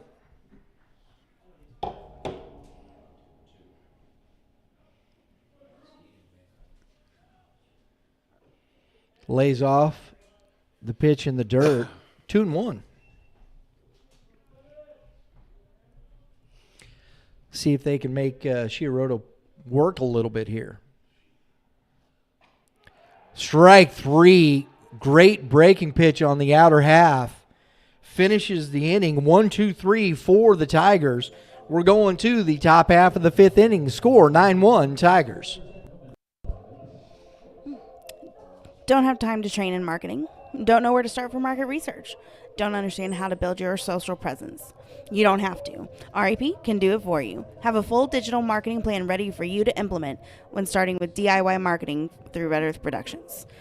Contact Red Earth Productions at 636-400-3199, located out of Ofallon, Missouri. Well, if you're an Edwardsville fan, you like that half inning. If you're an Ofallon fan, you probably would like to have scratched a few more opportunities to make him throw a few more pitches to try to get him out of the game. He was feeling himself there that half inning. And we're going to see how it looks like we got a new arm out, so we're going to see how Ofallon kind of responds to see if they can have a shutdown inning themselves because there's still 9 outs. There is, and we have the another SWIC commit, 2024 grad, Evan Day. He's pitched in 4 games, Mitch, 3 1/3 innings. He's given up 3 runs, so it'll be, right-hander. They're just, at this point, they need a quick inning here, Mitch, get back in the dugout. Yeah, they got to get the confidence back. You could see that the way that Edwardsville come off the field there, they had a little bit more excitement. They just played a 6-3 ball game just a couple days ago, so they need that motivation to help them through, the remainder of this season.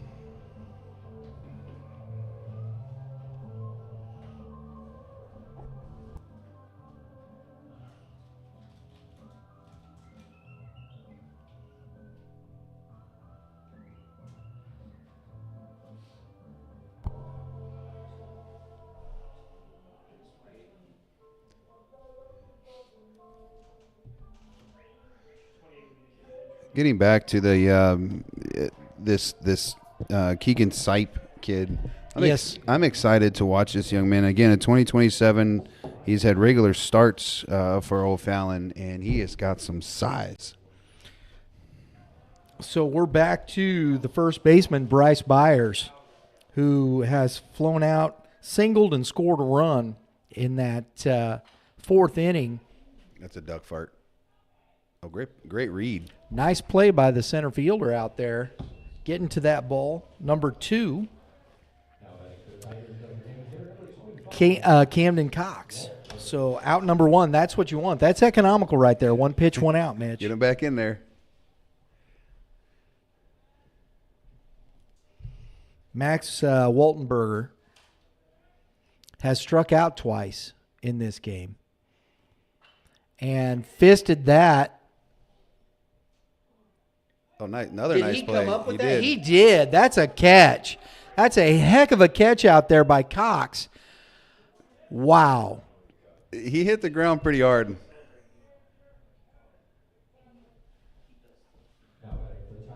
He did not move after he made that little diving play. We're going to go with Craig Kimbrell on the bump here. Craig Kim. Craig, yeah, look at him. Okay. All right. Another pinstripe, Phillies. Yeah, gotta love that stuff, right? 2 outs now. That's quick 2 outs. This is what this Panther team needs. They need to get back in the dugout, get a little confidence. Fastball, strike 1. I think Kimbrell, though, moved. I think he's with Baltimore this year. So he's thrown 3 pitches. That's what you call economical. They've all been strikes, and that ball is fouled out of play. 0-2. Throw some strikes. That's what you want. What do you think about the mid-calf pants? I don't. Looks like pants. Yeah, it's I'm jealous. And that ball is to the backstop for this. That's the first ball he's thrown in this inning. Yeah. I just get jealous because, back when in the late 90s and stuff, if we had showed up to the ball field with these mid-calves, I want to go back to the old knickers where they bloomed out at your knees. Yeah. Right?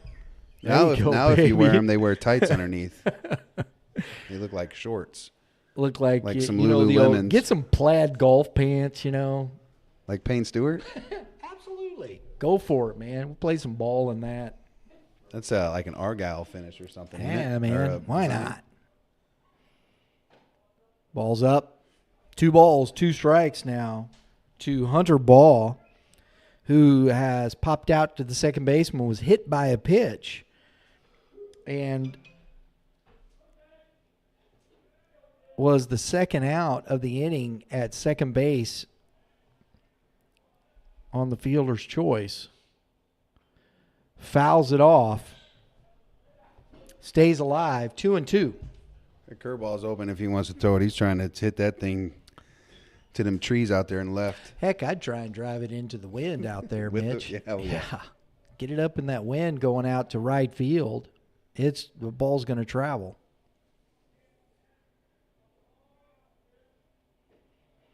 Curveball misses. 3-2 count. Good take. Was a Just the good pitch take. to throw, too. This Tigers team has some good plate discipline.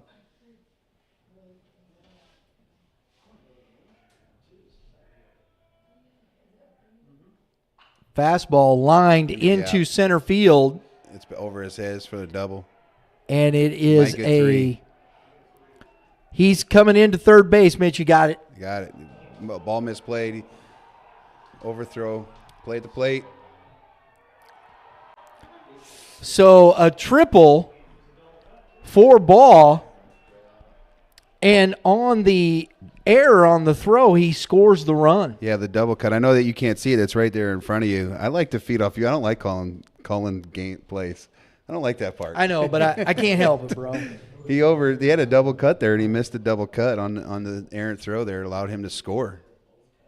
So the triple by Ball and scores the run on the errant throw, and we got a 10-1 lead for the Tigers.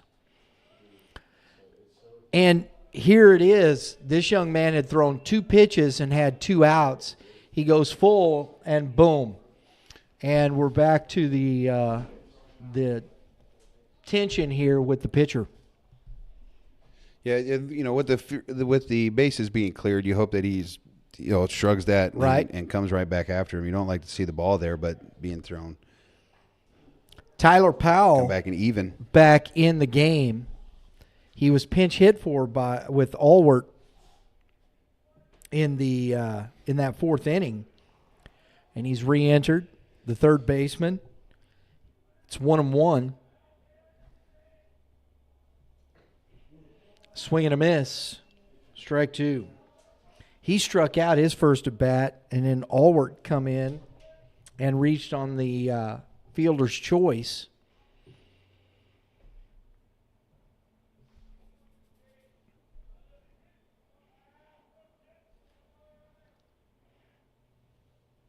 And that ball's to the backstop on the curveball that's outside. 2-2.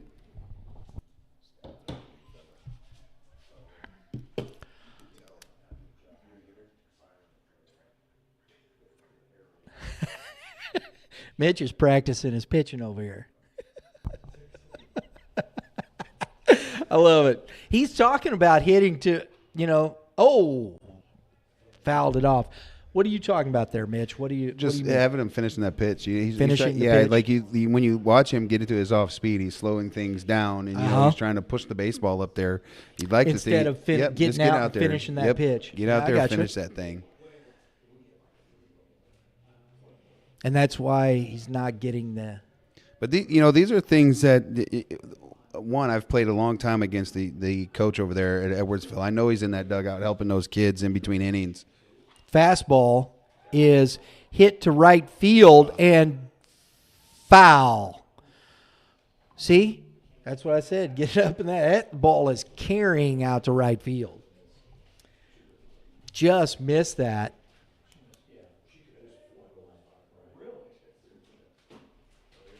He's had some. The pitcher has had some success getting in on hitters, and he gets the ball away. They're kind of getting extended on him and able to get some good barrels on it. I think he just needs a challenge in again. Hit it to the strength of your defense. You got triple deuces up there, and another off speed outside. 3-2. You don't like that pitch selection there? I don't. You should have challenged him, Mitch? Well, he just doesn't have it. I don't think he's got a good breaking ball. He hasn't thrown it for a strike yet.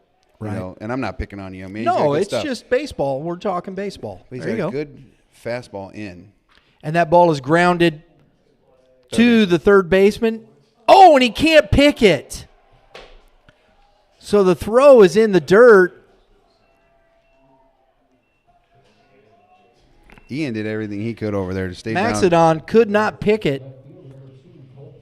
And the runner's on with an error.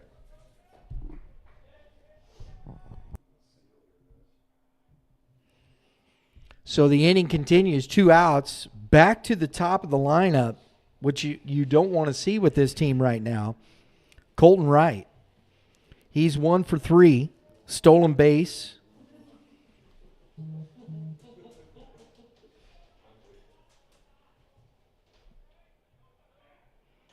Long look. And a shot caught, I would imagine, by the third baseman. It was right there. I'm figuring everybody starts walking off. The third baseman caught it. It was a shot to him. Nice play by the third baseman. And Ofallon needed that one to end the inning. We're going to the bottom of the 5th inning with the score, 10-1 Tigers.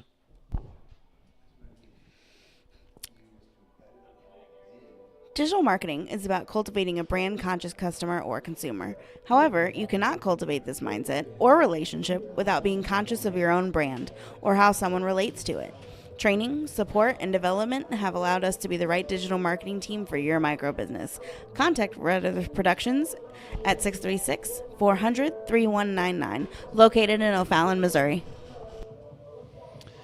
Now you like to see how what kind of response you're going to get here from O'Fallon. I think a lot of this is not just in this moment in this game, but how you can compete to give yourself confidence, for the next game.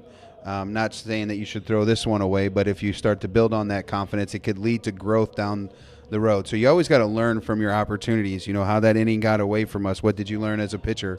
Then what is it going to take when you're down like this in a game that may be in playoff time? How are you going to buckle down? How are you going to create more competitive at-bats instead of just going, I hope this game gets over soon? And you hope that's not the vibe inside that O'Fallon dugout, and I'm sure the coaches got them trying to compete still. But you're going to have to almost take till you get a strike, try to get him out of this ball game. Chiarotto back for inning number 5, and book on Barker, tough luck. A third of an inning, 4 hits, 6 runs. The big one coming on the home run by Hubner, excuse me. And we're back. Number 4 leading off here, and that ball is popped up on the infield. First pitch swinging. Third baseman Tyler Powell secures that for out number 1. Grant Tebby. Now, that's tough. You're swinging on the first pitch. It might be a good pitch, but, you got to try and get maybe a little deeper in these counts. Don't be late. Don't be late, Brian. If you're going to swing first pitch here and that's the goal, and that's fine if that's the approach that you're doing, but you got to, if anything, be out front. So ball 1 to the catcher, Sipe. Keegan Sipe walked his first at bat. Schroeder's really settled in here and just been money. 1-1. And the Panther hitters are helping him. Now, this is a better at bat. This is what you like to see. Yeah. Throw some pitches. This young man has not pitched with any stress hardly in this game. Just the leadoff triple. Yeah. And then from there, I don't know if they got another runner to second base. And that ball is up. 3-1. Yeah, they've had one other runner to second base, and that was Drew Vander Heiden in the second inning. And that's it. A swing and a miss. Strike 2. 3-2 now. That's a good fastball. It is electric. It gets right on the hitter. And that is fouled back out of play. 3-2 again. I like the way the young man hides the baseball as he's coming to you. He doesn't have that long arm, that long C, or if you will, when he separates from glove separation. He holds it tight. Yeah. There you go. Strike 3 looking on the outer half. It had some sort of little wrinkle to it. Sipe goes down. Out number 2. He's already That ready is to go. the 4th strikeout His for defense ain't Schroeder. even in position. He's ready to fire. That's why I said he works fast. You got to try and slow him down and get him out of his rhythm. Yep. Ball 1 to Zach Tebby. Ball Again, 2. But it's a young team. Did these juniors were they playing? Last I year. agree. So this is new experiences. And Coach Bauer alluded to that in the interview before the game. He's got a young team. There's a lot. You got a freshman catcher. It's a young team. Hey, sometimes you take some bumps and some lumps, right? Tebby's now 3-0.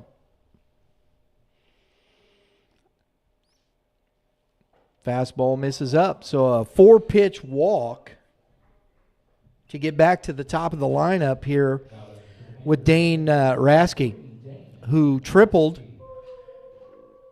and scored the only run for the Panthers in the first inning. I was trying to figure out what kind of walk-up song I it know. was. I was like, howling at the moon. It sounded kind of spooky. Fastball outside, ball 1. That's for Ofallon, that's a good at bat there by Zach Tibby going into there. He kind of dictate, we just talked about it, slowing Sure. the pace down of the pitcher, taking his time and saying, you're going to pitch on my time. Good lead over there.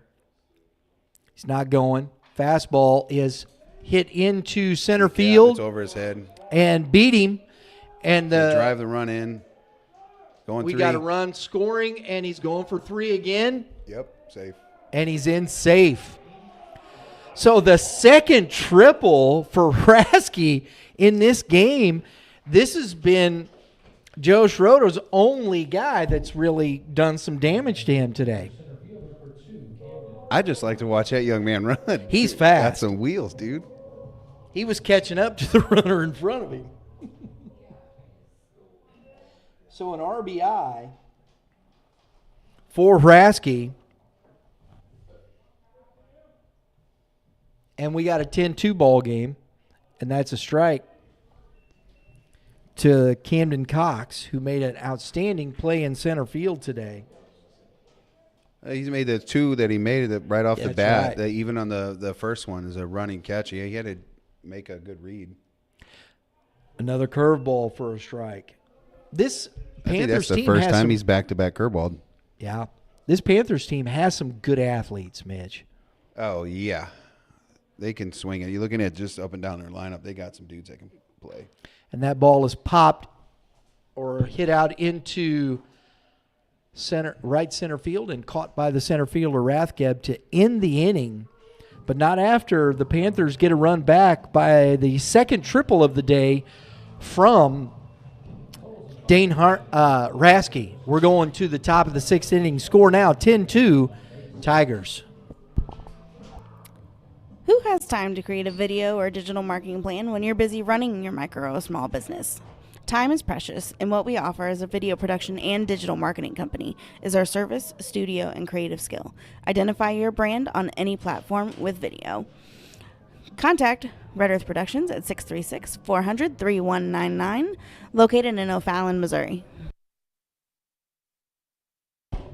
You really like to see that from the Ofallon Panthers here, just kind of, first pitch pops up, and you have a long at-bat by the freshman, and then the triple, Kid can hit. Kid can hit, kid can run. He's going to be an exciting, kind of player When you to watch. Yeah, And he's when just you- a 2025, so he's just a junior. When you got pop like that and speed at the top of the lineup, Mitch, that's a great combination.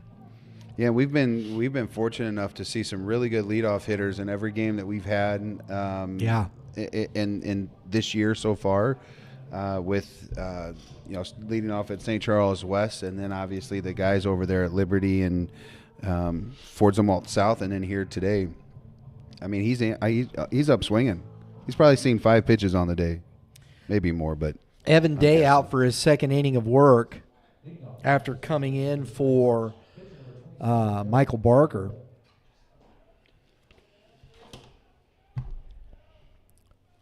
Top of the 6th inning, the pitcher Shiroto leads off.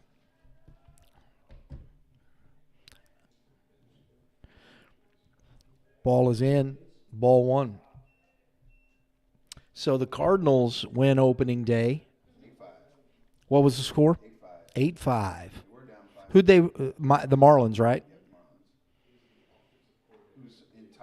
Strike 1. 1-1. the entire pitching staff over there for Miami is on the DL. Yeah. They just had another guy that just got announced, Tommy John, today. 1-1 to Shiroto. Curveball. Good pitch. Froze him. 1-2 now. Well, Mo's I think biggest mistake is out for Tommy John, apparently to all of our fans, and Who's Sandy that? Alcantara. Oh, yeah. Having TJ this year. Well, that happens.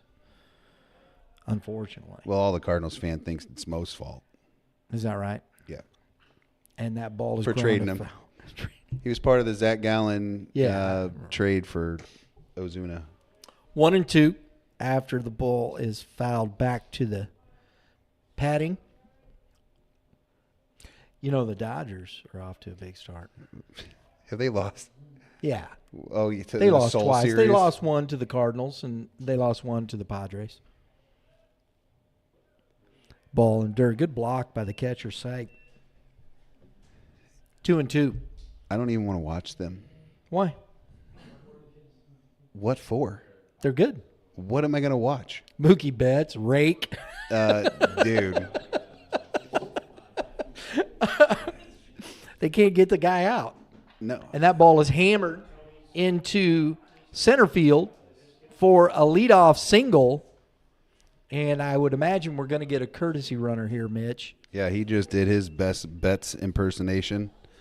He hit a nice little laser out the middle. Exactly. And then he'll go hit 5 homers in like 3 days. I do like watching Mookie Betts. Yeah, and Mookie- I love Mookie Betts' dad gang, his hats, his clothing line.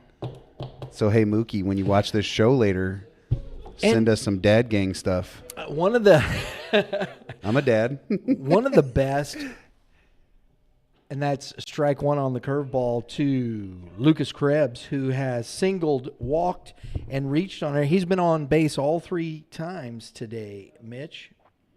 But Freddie Freeman, even when he was with the Braves, I loved watching Freddie Freeman hit. Old school. I think he's a very old, I Yeah. shouldn't say old school. And that ball is fisted into foul territory and out of play. Oh, I thought he made the play down there. You kind of think about a throwback, Right. you Yes. know, to the guys that could hit for high averages, hit doubles, hit dingers, just do it all. Yeah. Slap baseball. He loves the first pitch fastball or first pitch period. I love to watch him swing the bat. He just is one of those guys. 0-2 to Krebs. Day, and that ball is rifled into over his head. Center field. And the pinch runner he held up there because Krebs looked like he was wanting a triple, and the runner held up before second base just to make sure he didn't catch it. And we got a double by Krebs. He was on him. Third time he's been on base, Mitch. Yeah, they could have sent him again. Another relay mishap there. The fielder actually bobbled it a little bit. So if he had just kept him wheeling, he probably would have scored on that. Got himself an RBI. Let's chat a little bit here about players of the game. Are we getting there yet? I got mine. Okay. All right. We'll catch up with that here. We got Hubner. Where do you think I'm going? I think you ought to go big fly. Oh, nah. No. Nope. All right. I figured you might go big fly. Nah. I don't know. Nah. So I know where you're going then. Lucas Hubner, who has singled and homered, struck out. He's 2 for 3 with 3 RBIs. I'm going the entire offense. Right? It was a game change. It Boy, was the I'll tell adjustments ya. that were made. And I know that you can't that give it to the offense. So if you give it to the guy that hit the dinger, that broke this game open. Agreed. But you're right, Mitch. That 4th inning, they did. They're still spitting on curveballs. They're not chasing that pitch. I don't know if that's something that they're getting tells or tips or something's happening where they're seeing this and laying off of it. But again, until they get 2 strikes, they're not even attempting to swing it off speed. 1-1 to Hubner. Day looks at the runner.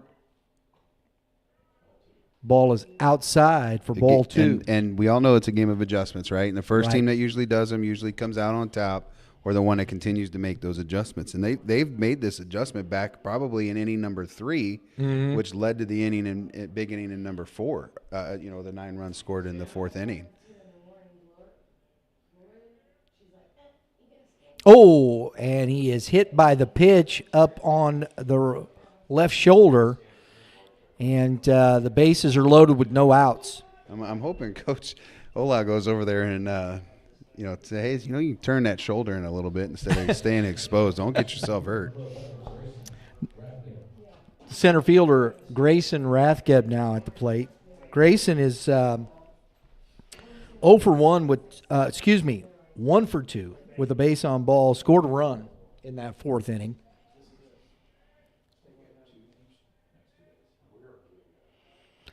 RBI opportunity here. Fastball, strike one. I can't quite see the number, Brian. The kid that was courtesy Yeah, courtesy runner there. he's at third Is that base. 15?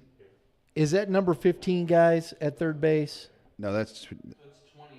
20 at third base. Well, we also had one runner at first. Swing and a miss. Yeah. That's running 'Cause for Hubner. So we got two courtesy runners on. The young man that is actually running here at third base is a commit to TCU. Wow. Just a sophomore.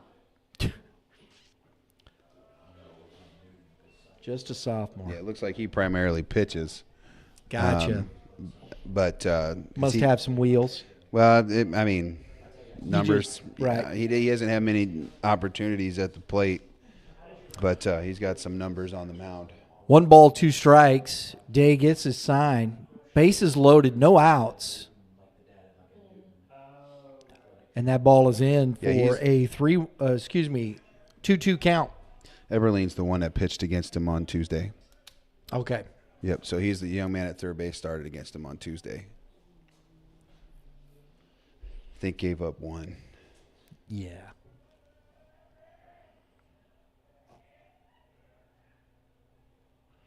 Oh, good hack. High fastball. Fouled it straight back. You can hear it everywhere.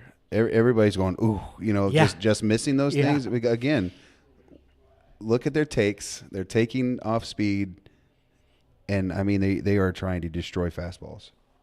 2-2. No outs. Bases loaded. 6th inning. And off speed again. 3-2. Take. He's not thrown that off speed, as you said, Mitch, for a strike, because he's been on the outer half with that the last 2 innings, and he has not been able to throw it for a strike.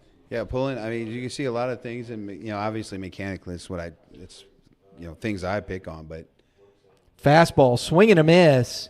that's Good pitch there. That's been a pitch that's been there all day for him, and I don't know if he's missing spots, but the inside half of that has been able to get himself outs. Some of them have been hit hard, sure, but that's going to happen. He doesn't have overpowering stuff, but he's got a good enough fastball to get outs. 1 out. Bryce Byers up. The first baseman. Lefty. Strike 1. Maybe that'll give him a little confidence here, Mitch. Byers is 1 for 3. Run scored. He's singled in that 4th inning and scored a run. And he has hit that ball into left field. Did he And trap it's it? caught. It looks like he might have trapped it. And I don't see a call. I don't Looks think like it's anybody going to called be. anything. So it is a sacrifice fly for Byers. You don't think he caught that? Not close? Oh, okay. I'm trying to peek out of this side of the window. I thought he caught it. And the pinch runner scores, or the courtesy No runner. way. That was the 100% trap. Glove down, everything. And number 25 now. Max Waltenberger up, who is 0 for 3 today. He's the only one that's not got in on it, Mitch. Takes ball 1. Still 2 on, 2 outs now. Another run scored for the Tigers, 11-2, and he takes a strike at the knees. Yeah, coming into the season, he's had 2 at-bats, so, Yeah. he's got 3 more, I guess. First and second. 1-1 count. Day. Off speed outside. Ball 2. And I just caught here, Mitch. I didn't get your reference to Kimbrell, but because I hadn't seen him do it. But he does throw the chicken wing out there, doesn't he? Yeah, Is that there what you you call go. that? Yeah, that's a Kimbrell. A chicken wing? Well, chicken wing. Whatever. You chicken wing somebody. Da-da-da-da-da-da. Fouled off. 2-2. Da-da-da-da-da. Do the chicken dance. There you go. We'll do the chicken dance around the bases. That's after the only one that game. I can do That's when we what go to we'll do. weddings. Is the Get the chicken kids dance. out here. We'll do the chicken dance around the bases. And after I'm a high little school teapot. games. I like my second favorite dance. 2-2. We're getting kooky here. 2 outs. Pitch through the legs of the catcher to the backstop. Both runners advance. We got a 3-2 count. And on the wild pitch, everybody moves up 90 feet.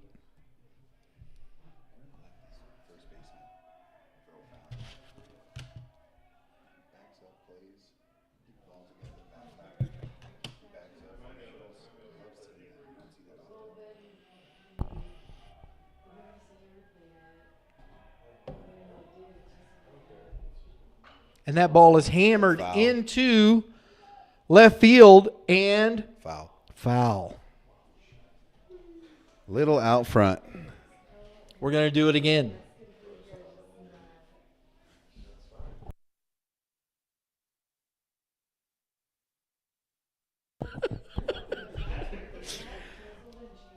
Three-two, 2 outs, second and third. Waltenberger just crushed one foul, takes a ball 4 up and in to load the bases again.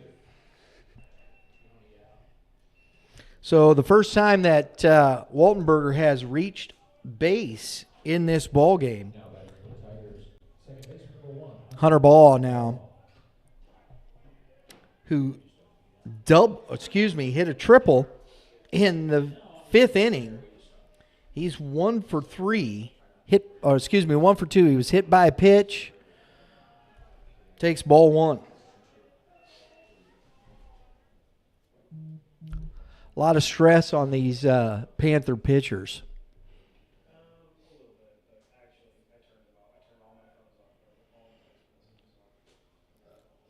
Might as well do the Kimbrel, right? Big kid. Strike on the outer half. 1-1. Yeah, I mean, he's got good enough stuff. He's going to Swick. He's another one of those kids that are going to Swick, obviously, on this side of the river. You're going to have some of those kids heading over there. I'd like to see him throw the slider like Kimbrel has, because he tried to go to it. He's trying to find it. Ball inside. You mean like Kimbrel used to have? Yeah, I mean, he floats it now, but I mean, it happens, right? age. Yeah, it Father catches up with yeah, everybody. Father time is what. That's why you see some of these guys. I mean, Albert played till he was 50. That's Julio Franco.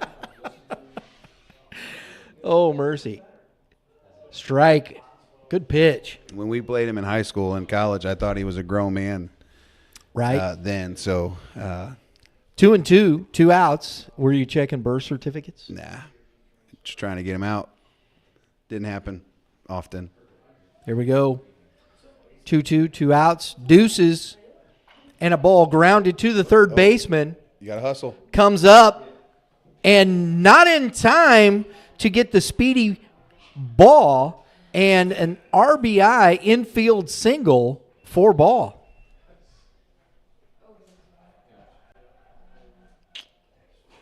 Tough play. He made a nice play to field that baseball, but the runner that was coming from second to third had a good read on that, and actually he's trying to go to the bag and get the force out. He realized that he couldn't get there and then had to throw it across the diamond. So 12-2 now. Base is still full, and that's in.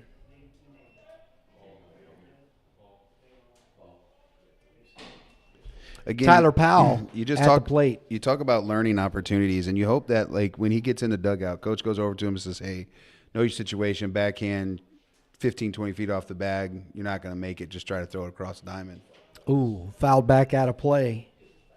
1-1. I mean, he made it close enough that if he doesn't try to make the 5 or 6 steps there to third base, maybe he does get him out by a step, So he just had no shot. Right. And Ball was getting down the line pretty good.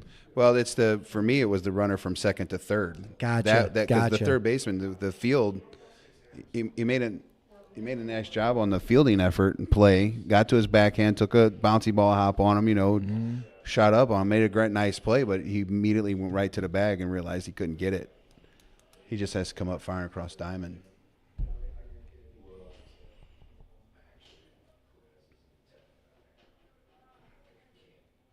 Powell, 2 balls, 1 strike, 2 outs, the pitch, and that ball is hammered back up the middle, diving try by the second baseman. The throw cut off by Maxidon, and another RBI single by Powell.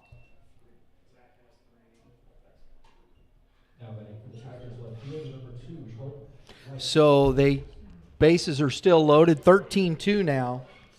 They're just piecing together great at bats, and hats off to Edwardsville for making their adjustments. This Ofallon team's got a good team. And they've done this with 2 outs, Mitch. Twice. Yeah. They did it in the 4th, and they're doing it again. Colton Wright back at the plate. This is his 5th at bat. He is 1 for 4, stolen base and a run scored, and he takes strike 1. He only had 13 at bats coming into the season as well. Well, this 5 will help him. He will build those numbers. 1-1.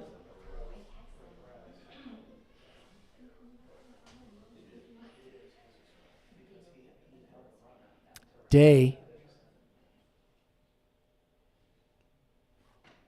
Strike. 1-2. I like Day's demeanor on the mound, Mitch. Even in all this, he hasn't hung his head. He's kept pitching. He's kept doing. He's throwing. He's competing. Yeah, you definitely like to see this out of this Ofallon team. Again, being young, I know we keep saying these things, 2025s, lots of them. This experience is only going to help them long term, through summer, through the rest of this season. Yeah. And then going in as seniors, they're going to remember this stuff because, one, that nobody's giving up out here. No. And they're down 11 runs, and they're still not giving up. They're still playing baseball. That goes a long ways if you're out here recruiting these teams. 2-2 now to right, and a ground ball foul. We'll do it again. It's both sides, though. Edwardsville's not giving up their at-bats. They're not changing their game plan since they've scored the 9 runs in the 4th. They're sticking to that because that's what was working, right? And that's always what we do. We're creatures of habit. So, what's working, you stick with it. And Ofallon didn't make the adjustment today to the hitting side of things. So, yeah, Edwardsville absolutely took advantage of it. A swing and a miss. And He got a piece of that, evidently. And I think that's been the biggest difference is the adjustment that Edwardsville was able to make. Well, we always do players of the game for both teams, and it's always tough when on the losing end of things. The game's not over yet, but I think and that ball is grounded to the third baseman. Oh, and he fielded that fair. I think that was going to go foul, Mitch. And he was in such a hurry to field it, I think he didn't. You weren't going to get him.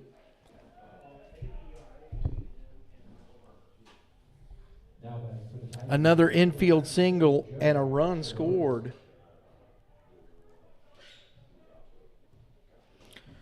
So we are 14-2 now, and Schrodo is back up to bat with the Tigers batting around in this inning. Takes ball 1.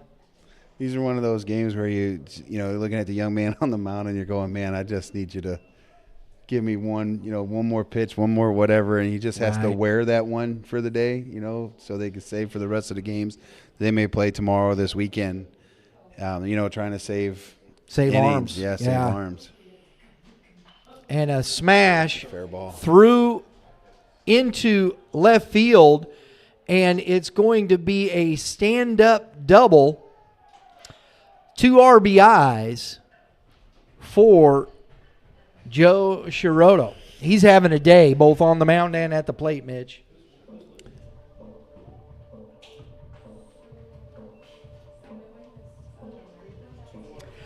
We got a visit to the mound here, folks, and we're going to take a quick break.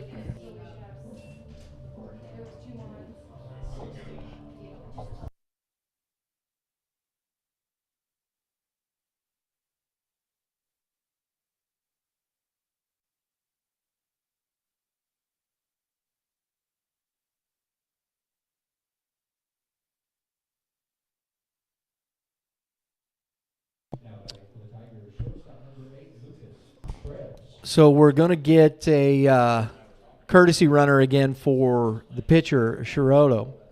He has been great today. He struck out his first at bat, then grounded out, but then he singled, and doubled. He's 3 for 5, scored twice. He has 2 RBIs, and he's pitching a heck of a ball game. Shiroto. I think that's My Shiroto. POG right there. What'd you think? Was that good? Yeah, that was My pretty good. Shiroto? I think that's the POG over there on the Tiger side, Mitch. Yeah, Andrew Brown come in to run for him. It's probably Ball 1 here to Krebs. On the other side of that, I'm looking at the leadoff hitter for the Panthers. Yes, sir. Rasty? Yeah. Yep. That's my pick to click as the game's Hey, over. there we go. We're both. Hey, that ball is fouled. We agreed. We agreed. 1-1. Look at that. See, Mitch, we're right on it, bro. We had to drive an hour and a half away from home to agree on 2 things. Oh, yeah. 1-1 to I'll take Krebs it. here. He's just looking to try and get a ground ball, get an out, and that is a strike. 1 ball, 2 strikes now to Krebs.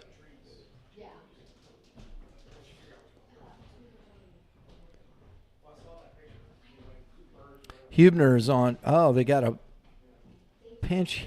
They got a pinch hitter on deck. So, misses in. 2-2. So Hubner is the catcher, and there is a pinch hitter on deck. I can't see the number there just yet. So, coach trying to get some guys some at bats. And that ball is popped foul back out of play over the big oak. Is that an oak? That's an oak tree, isn't it, Mitch? Looks like an oak. That is a big old tree. 2-2, 2 outs. The old deuces, triple deuces on the scoreboard. Runners on second and third. I think that's 20 that's on deck. I can't see the... Ball's in, 3-2. Yeah, we need some binoculars, don't we? Get a spotter up here with us in the booth. Or I could just bring my glasses. No, well, I need to see glasses to see close. Strike 3, and the inning is over, but not after the Edwardsville Tigers score another 6 runs, take a 16-2 lead. We're going to the bottom of the 6th inning for the home team Panthers. REP has a full marketing team focused on the micro business owner and entrepreneur. Digital marketing at a professional level should be accessible and affordable to the micro business community. Our team is here to provide that for your business. Contact Red Earth Productions at 636-400-3199, located out of Ofallon, Missouri. Really like that effort there, from Evan Day. I know that the things did not go his way. He had some tough plays behind him on defense, some plays that were made, just bad hops or slow hops, but you like to see him come back through and compete, and he did. I know that he was a little frustrated, but come back, got the strikeout to get them out of the inning, and we do have Edwardsville up 16-2. This could be the last opportunity for Ofallon. They have to come back and score a few runs to keep them playing the 7th, but So you went over the pitcher, I take it already. Evan Day? No, for No, I did not. Edwardsville. Nope, not yet. I'll I let just you go was do talking that. about Mr. Evan Day because I thought he did a heck of a job trying to come back and get out of there given his circumstances there. They're trying to wear one. But for Edwardsville, we do have a pitching change, number 13, Tristan Lance. I am going to assume that he's coming in to pitch. I don't know if Mr. Joseph is going to continue to DH. I'm not sure. I know that's how it was set for the lineup. But Tristan has 3 innings pitched on the year. He's appeared in 2 games, given up 2 hits, and very few base runners, .6 whip.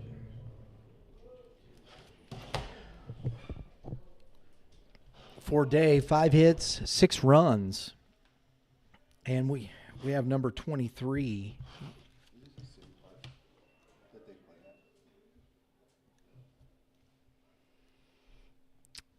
Connor Blue, who was the starting pitcher. And it's 0-1, and he lines the ball into left field. And Right at the left fielder. Catch is made. Yeah, there you go. I didn't see it, so I was waiting for you, yeah, bro. I looked and I was talking, but the microphone again was off. So therefore, what we have here is failure to communicate. Because the microphone's off. So 1 out, line drive to the left fielder. The one job I had Right. was to make that call. That was my line drive to left field. You could have done it. That's a Harry Carey Lance effort. starts off with a strike here to number 14 for the Panthers, a pinch hitter. Ooh. And a ball low. And we have number 14 up here, Brendan Lugg. Or is that Loogie? Okay. I didn't want to say that, you know.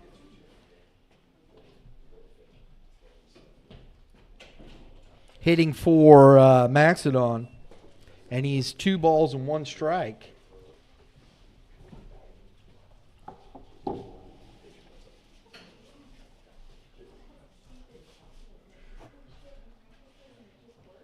Just misses at the knees. 3-1. Pretty good pitch from here. Yeah, I thought so too. But hey, we're not calling balls and strikes, are we, Mitch? Nope. No, we are not. And that ball's in the dirt. And Loogie works a walk. He's hitting .333 with a .600 on base percentage and a .667 slugging. But that was 3 at bats. So he got an at bat here. Making the best of when he gets his opportunities. You like to see that. You do. So number 27 now, we're getting a Jack Twinhoffel. Thank you, Mr. PA announcer, because I would have not. You never can tell. Well, I can tell you what I thought. And that ball is fouled straight back for strike 1. I am not going to say that one on the microphone. He's hitting for Perez.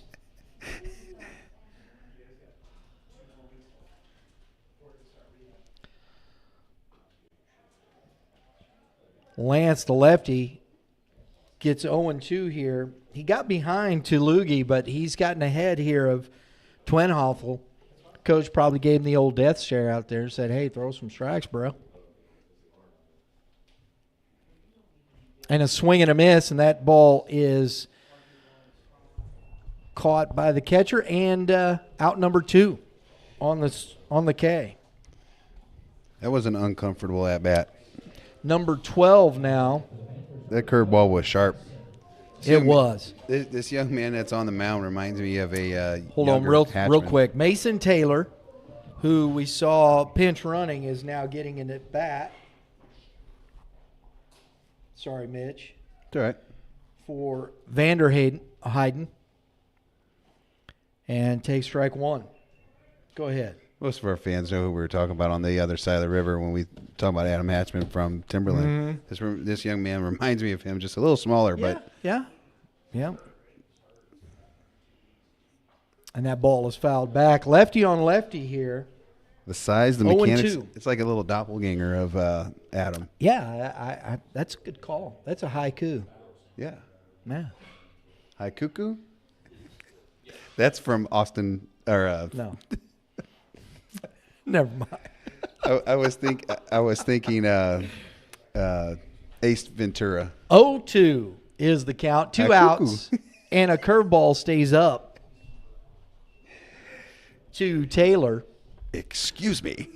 Loogie at first. He's not being held. You a question? We're losing it here. We lost it. We're going high cuckoo. That's ball 2. That's a tribe. 2-2. I'm telling you. Yeah? What was it called in Ace Ventura: Pet Detective? I think it was the high cuckoo tribe. Oh, that's yeah. I didn't watch that one.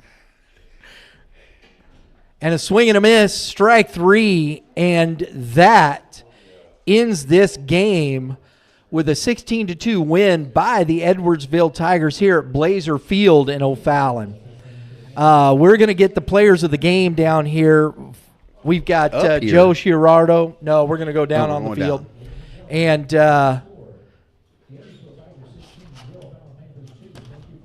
Rasty.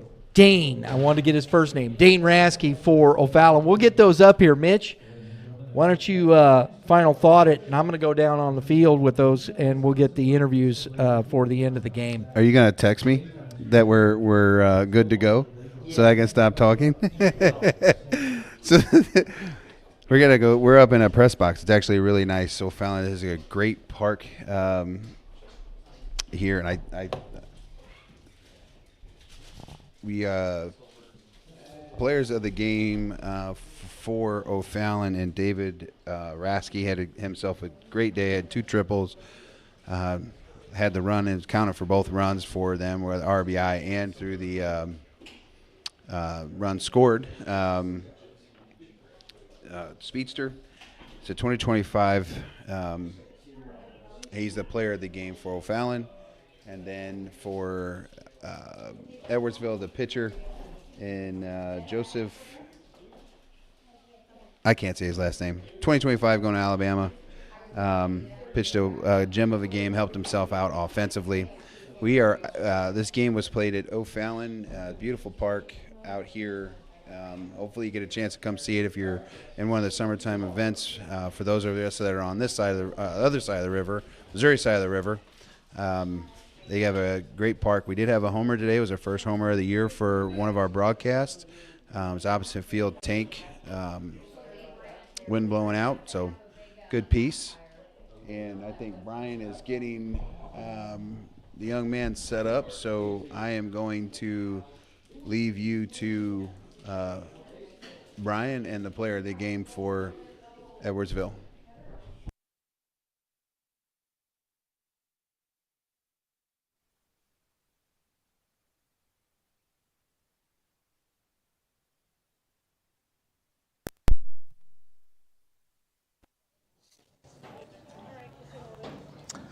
Hey, folks, we're out here in our post-game show with the winning pitcher, and not only winning pitcher, but you had a day at the plate. Single, double. Joe Girardo. I just wanted to make sure I said it right. Wow. Started off on the mound, fastball was working, your off-speed was working. How'd you feel out there? I felt good. I mean, I like games like this. I mean, it gets the adrenaline pumping, and I mean, I have a lot of friends on that team, so we like to compete. So I mean, I've been like ready for this all week, so it was fun. You guys have kind of, you had the big trip. You're coming back here. How are you feeling getting into the season? You're definitely seeing the ball pretty good at the plate. Hoover was a learning moment for us. I mean, we're a young team, so it was good to see the quality arms that we saw, and I mean, we're in conference now, so the slow start before conference doesn't mean anything now. I mean, we come into conference, we're 2-0, so there you go. Let's keep it rolling. We noticed my cohort up there, Mitch and I, we were talking. You guys early on were missing some pitches, didn't get maybe as in, but you were getting deep in counts. And in that 4th inning, you really seemed to make the adjustment, laying off that curveball, and you guys were sitting on the fastball. Is that accurate? I'd say after the 3rd inning, we kind of figured out that his game plan was, he wasn't using his fastball, but he used it when he needed it, and then kind of just breaking ball down. So once we got the approach, and Coach Funkhauser's really good with that, and kind of just like talked us through it, and then we started taking way better bats, and then he started missing on the plate, and we started hitting it. So there you go. It's a game of adjustments, isn't it? And, it is. Young man, you pitched very well. Congratulations. Looking forward to seeing you again. I appreciate watching you today. Our player of the game, folks, for the Edwardsville Tigers, Joe Shiroto. Thank you, sir. Yeah, thank you. And we're waiting for Mr. Rasky. She should switch it back.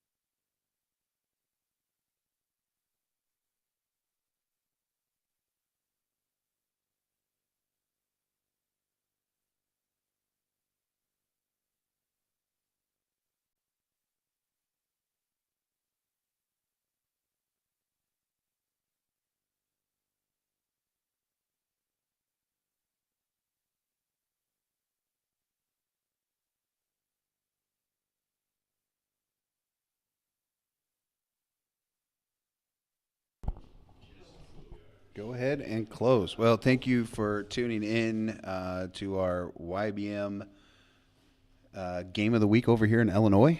It was the first time that we had two Illinois teams. Last time we featured Edwardsville and Francis Howe. Was the first time we spent over here, and we had to come out an opportunity to Ofallon, Illinois, to watch Ofallon and Edwardsville. Edwardsville pulled off that victory 16-2.